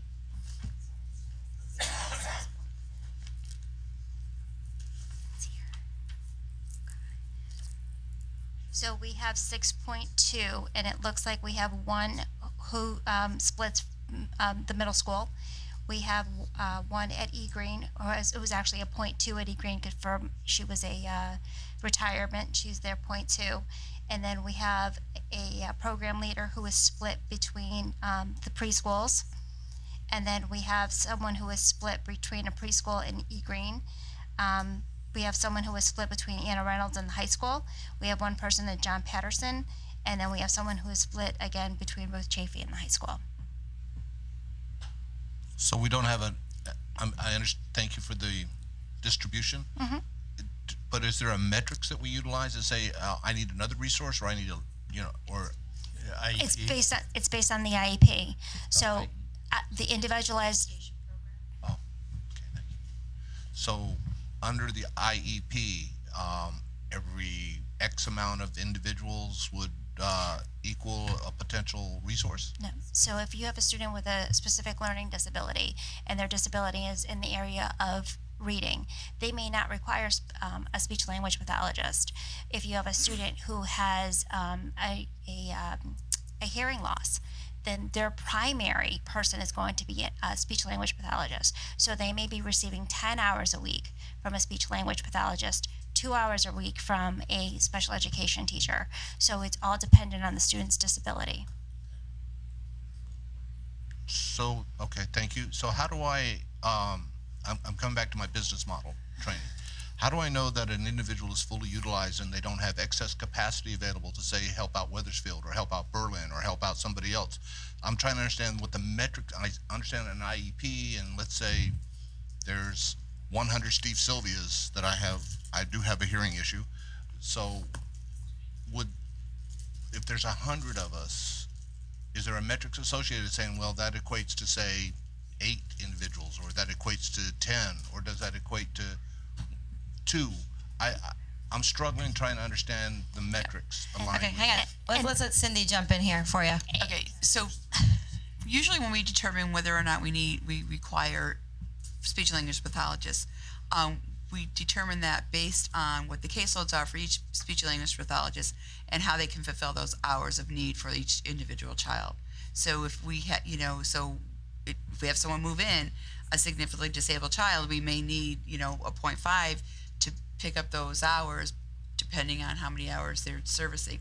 But speech and language pathologists are not only servicing children, they're evaluating them on a 3-year rotation, and they're also evaluating new students who come in, or new students that are, expected, or people are thinking they might have a disability. So it all depends on how many kids they have the need for, and how many are the caseload, and how many hours are in the day, and how they can fulfill all those needs. Well, okay, I understand, but that's a perfect explanation to go into a variable cost model versus having fixed assets, fixed FTEs on staff waiting for somebody to move in. And They're not waiting. Okay, so there's clearly those people are working. They're hours with children every day of the time. What I'm trying to understand is the metrics that they would be measured to say, do I need a 7th resource? Do I need an 8th resource? Yeah, could I jump in here? So similar to EL, a lot of the programs that Marilyn oversees, in this case, the speech pathologists submit a schedule. They have a caseload. We look at the number of kids that they're servicing in a group. They have a very full schedule. When Marilyn was going through the split, you heard her saying we have somebody going from Chafee to here, we have somebody going, that's how all that's done. We're looking at the need across the district. So it's not somebody who was full-time at Chafee last year because that was the need. Now this year is going to the high school for half a day because the needs shift as the kids get older. So that's really the variable that's taken into account. But I would say, correct me if I'm wrong, but in this program and the last one you spoke about with the school psychologists and counselors, we're understaffed right now. Right. They're completely strapped, and that's why we've asked for 2 social workers. All right. So there's no time. It's the opposite. We're asking them to increase their group size and that kind of thing in order to kind of make ends meet. Okay. So bear with me. I need to know, we're increasing their demand, their workload, and everything else. So do we need a 7th? Do we need an 8th? So how do we measure to say? Yes. That's where I'm struggling. I don't have a measurement to say at this point I have broken Lou's back. He needs some help. So we do have by their caseload. Right, we do have a way to be able to measure caseloads and be able to look at student needs. Very similar to what we were saying before, we might have a student we have 14 students who are going to be graduating next year. So that's 14 students who might not require those services anymore. But we have, 17 kids coming in from birth to 3. So now we have to do the reshuffling. So special ed, Marilyn, maybe we should start at like brain research. Why don't we go back to brain research, how the brain develops and all that kind of, so you can kind of have an understanding of why the students have certain needs, and every one of them is different. And they're gonna have different needs based on who they are as children. And the PPT is going to determine the amount of services. So there might be a time where I'm coming before you and saying that, we need to have an increase of, and especially if we are looking at increasing the increasing population of students with hearing impairments, we truly need a teacher of the hearing impaired. So that might be something that's on the budget next year. Instead of outplacing 14 students with hearing impairments, maybe we buy a teacher of the hearing impaired, and we're now able to service those kids. And that's where my question being generated. At what metrics do you make that decision that 20 is too much for Lou and 22 or 25 is too much for me? It's not based on numbers, it's based on services. So because you may have 20 students on your caseload, but 2 of them may be on consult, 1 may only get a half an hour, and they may need articulation. They're very stimulable. Within 6 months, 7 months, they've mastered that skill. Now we move on to another skill, and now we've got a student who is dismissed from special education. All right, I'm beating a dead horse, and I understand that, but you're basically, all the explanations I'm hearing is this is a perfect candidate for a variable cost model versus fixed. So thank you. I appreciate the conversation. You're welcome. I just want to reiterate that I'm not in agreement with that statement, that you cannot service those children in that kind of a model. But I just want that clear. And I think that it's really important to understand where you have to know the student. So you have to know that where they were, you have to know where they were going. So if you had, this inconsistent level of service, that you just had anybody coming in and delivering the service, that would not be beneficial at all. Other questions? We'll agree to disagree. Thank you. Okay. Thank you very much. And now we will finish up with staff development and evaluation. Excellent. Thank you for the opportunity to share the most exciting tab in the binder. As we venture into staff development and evaluation, it is under the yellow tab. The program goals have not changed in approximately 6 years because the Office of Human Capital Development is always searching for and looking to attain and attract the highest quality candidates that we can, and ensure that we have the very best teachers in front of our children each and every day, and the best leaders in every building. So we work diligently to that end, and to try to achieve that. And we do that through a process where we work hard to attract, retain, support, and develop the folks that we get here in the Newington Public Schools, and we try to align all of our resources and finances to do so in this area. There are minimal program improvements or changes that we are recommending or asking for.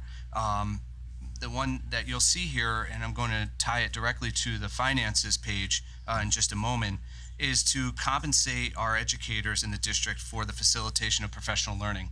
And you're going to see that we'll have a significant cost reduction on the right-hand page because we've been working so hard in this area to do so. In the wonderful efforts through the Educational Technology Department, our office, the Curriculum Office, to be able to provide the professional learning to our own staff so that they can become so knowledgeable to then go out and facilitate the rest of our staff acquiring the skills and knowledge that we need has really paid dividends. And I think a true testament of us continuously developing our personnel and our staff to be able to move our district forward. We've done this in a number of areas. And you can just take a look back at the professional offerings that our staff have developed this year in the area of Google certifications and Google implementation in the classroom, planning, special education, literacy, numeracy. It's just been outstanding. Our program needs are to continue to build that teacher leadership model and capacity so we can continue to facilitate those professional learning offerings, to provide funding for district initiatives and state-mandated requirements. Oftentimes I come to you and share with you new policies and mandates that are coming down that we have to figure out how we're going to manage, and we constantly try to do our best to do that without additional fees or services. To secure and implement an online professional learning platform. This is to provide opportunities for our staff to continuously engage in professional learning 24/7, whenever they like. but also to be able to reach out to some groups that we don't always get to. And one example I might give would be our secretarial group, for an example. They're constantly seeking professional learning and such skills as Microsoft development in Excel or PowerPoint, and things that impact their daily life. And oftentimes we might not have the personnel to manage that, but we know that there are some online courses that we could provide or offer. But sometimes those come with a fee, and sometimes we can find them without one. But we do want to look into that a little bit more greatly, and to implement a revised evaluation system for a couple of our groups that are still using an evaluation system back from 1990. So those are just some of the program improvements that we're looking for. If you then take a step over to the right-hand page, what you will see is that we have made an overall reduction of $66,194. And if you just take it from the 500 area, the other purchase services, what you're going to see is a reduction in a number of areas. So the actual or appropriated amount that we're looking for was $81,000 for this year, and we've taken a significant reduction in the contracted services, the $599 line item, to $40,500. Those contracted services consist of things when we need to capitalize on services that we cannot manage, and we need to go outside to gain some support. So you've heard Dr. Collins refer to the District Management Council, or DMC. That's a contracted service that we employ. CREC, one of our RESCs, our regional education groups, that's a service that we'll employ if we need someone, for example, to come in and share some of the latest and greatest techniques and uses with maybe an audiological device. For our speech and language pathologists, we'll have to employ or contract out with someone from CREC to provide that professional learning, because we don't have someone in-house with that expertise. So we do utilize and capitalize on different contracted services to support us.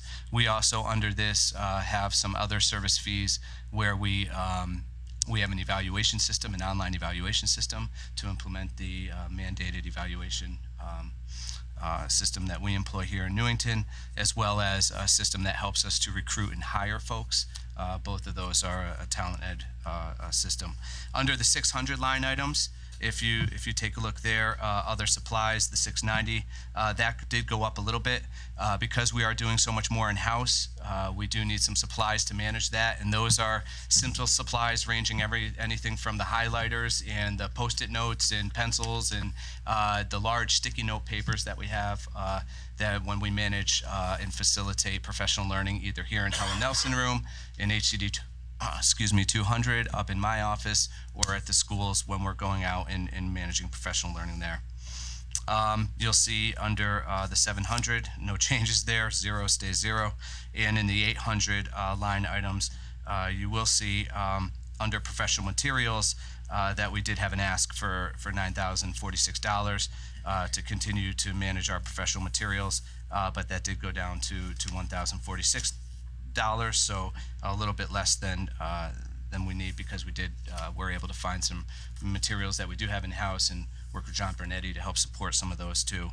Our dues, memberships, and expenses have gone down a little bit. Memberships and expenses account for professional organizations that the administrative groups belong to, as well as opportunities for us to be members from our office of the Connecticut Association of School Personnel Administrators, which is an organization and an affiliation that really supports our ability to keep current in the work that we do. And that's about it. Any questions? Jane. Where do things stand with the instructional coaches? Where do we leave off with that, and where are they in here? Okay, so the instructional coaches are not allocated in this budget, is that correct, Lou? They're allocated out amongst programs. Mm-hmm. So, and where we stand with coaches, we have 6 of them. Right, okay, we still have 6. Okay. One at each elementary school and one at each middle level. Okay, thank you. Yeah, now this might be an opportunity, I'm just speaking out loud here, but this might be something that could be moved from those areas, because they do support more than 5 areas, right? They do. Yeah, so this may be something to look at, to take them out of the 5 areas and put them into, because they really are professional development, right? Staff development. They are. I mean, they've been critical in our ability to continuously grow and develop as an organization as extreme changes continue to come down in what we're trying to do and how we're trying to change teaching and learning in the new. I think at first they were really focused primarily reading, math, that kind of Right. thing. Yeah. Right. Might be an opportunity for us to do that. Right, I know. And they may, maybe. This So would the be the case. I'm sorry. So the 6 individuals from last year's discussion are no longer teaching Common Core? I don't know what you mean by teaching Common Core. Okay, so my recollection of my notes stated that those 6 were hired for Common Core? No. Standards, Common Core is nothing more than a set of standards. Right. Right, so it's not, we don't teach Common Core, we teach the standards, Connecticut standards, and they teach instructional strategies, and various technological things, so all of those things, they don't teach Common Core. I don't know how you would do that. Mr. Shulman? They were hired in response to the teacher evaluation changes I mean, more so than, that was pretty much a direct response to the change in evaluations that they could do in-class development for teachers. Yeah, Common Core is a set of so national standards. had nothing to do with Common Core. Okay. Had to do with It was professional about development. evaluations my and part. professional Okay. development for staff. Thank you. What was that term, Steve? The not constant professional development. What would Job embedded, right? job embedded? Thank you. In 2012, when the Correct. legislation changed, Thank that you. we were required to engage in job embedded professional Exactly. learning. That's what that was for. Thank you. Other questions related to staff development and evaluation? Okay. That brings us to the point in our program where we just have to make a decision. Are we ready to adjourn and continue with these areas tomorrow evening at our 7 o'clock meeting? Or would we like to continue? Our agenda for tomorrow is Basically, nothing, right?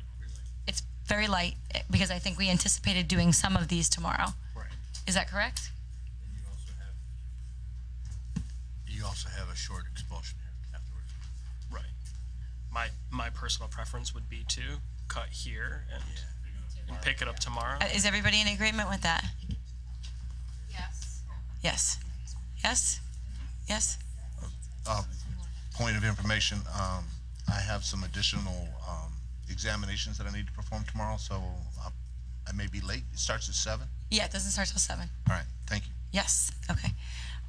Do we need to do something official because these are on our agenda? No, we're tabling them for tomorrow. Read that right, okay.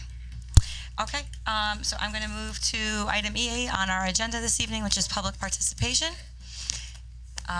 Phone lines are also open at 860-665-8736. I'll give it 1 second.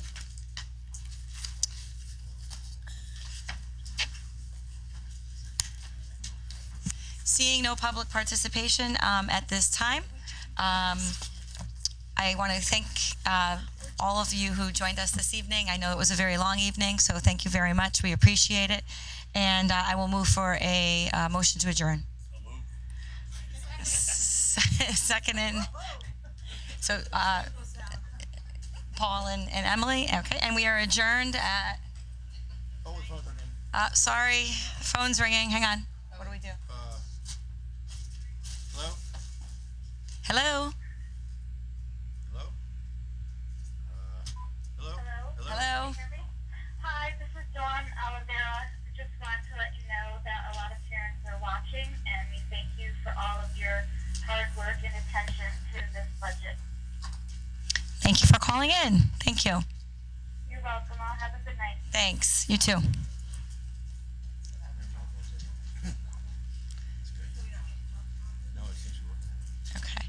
Okay, and like I said, I think we already had a motion to adjourn. I think it was seconded by Emily, and we are adjourned now at 9:22. Thank you.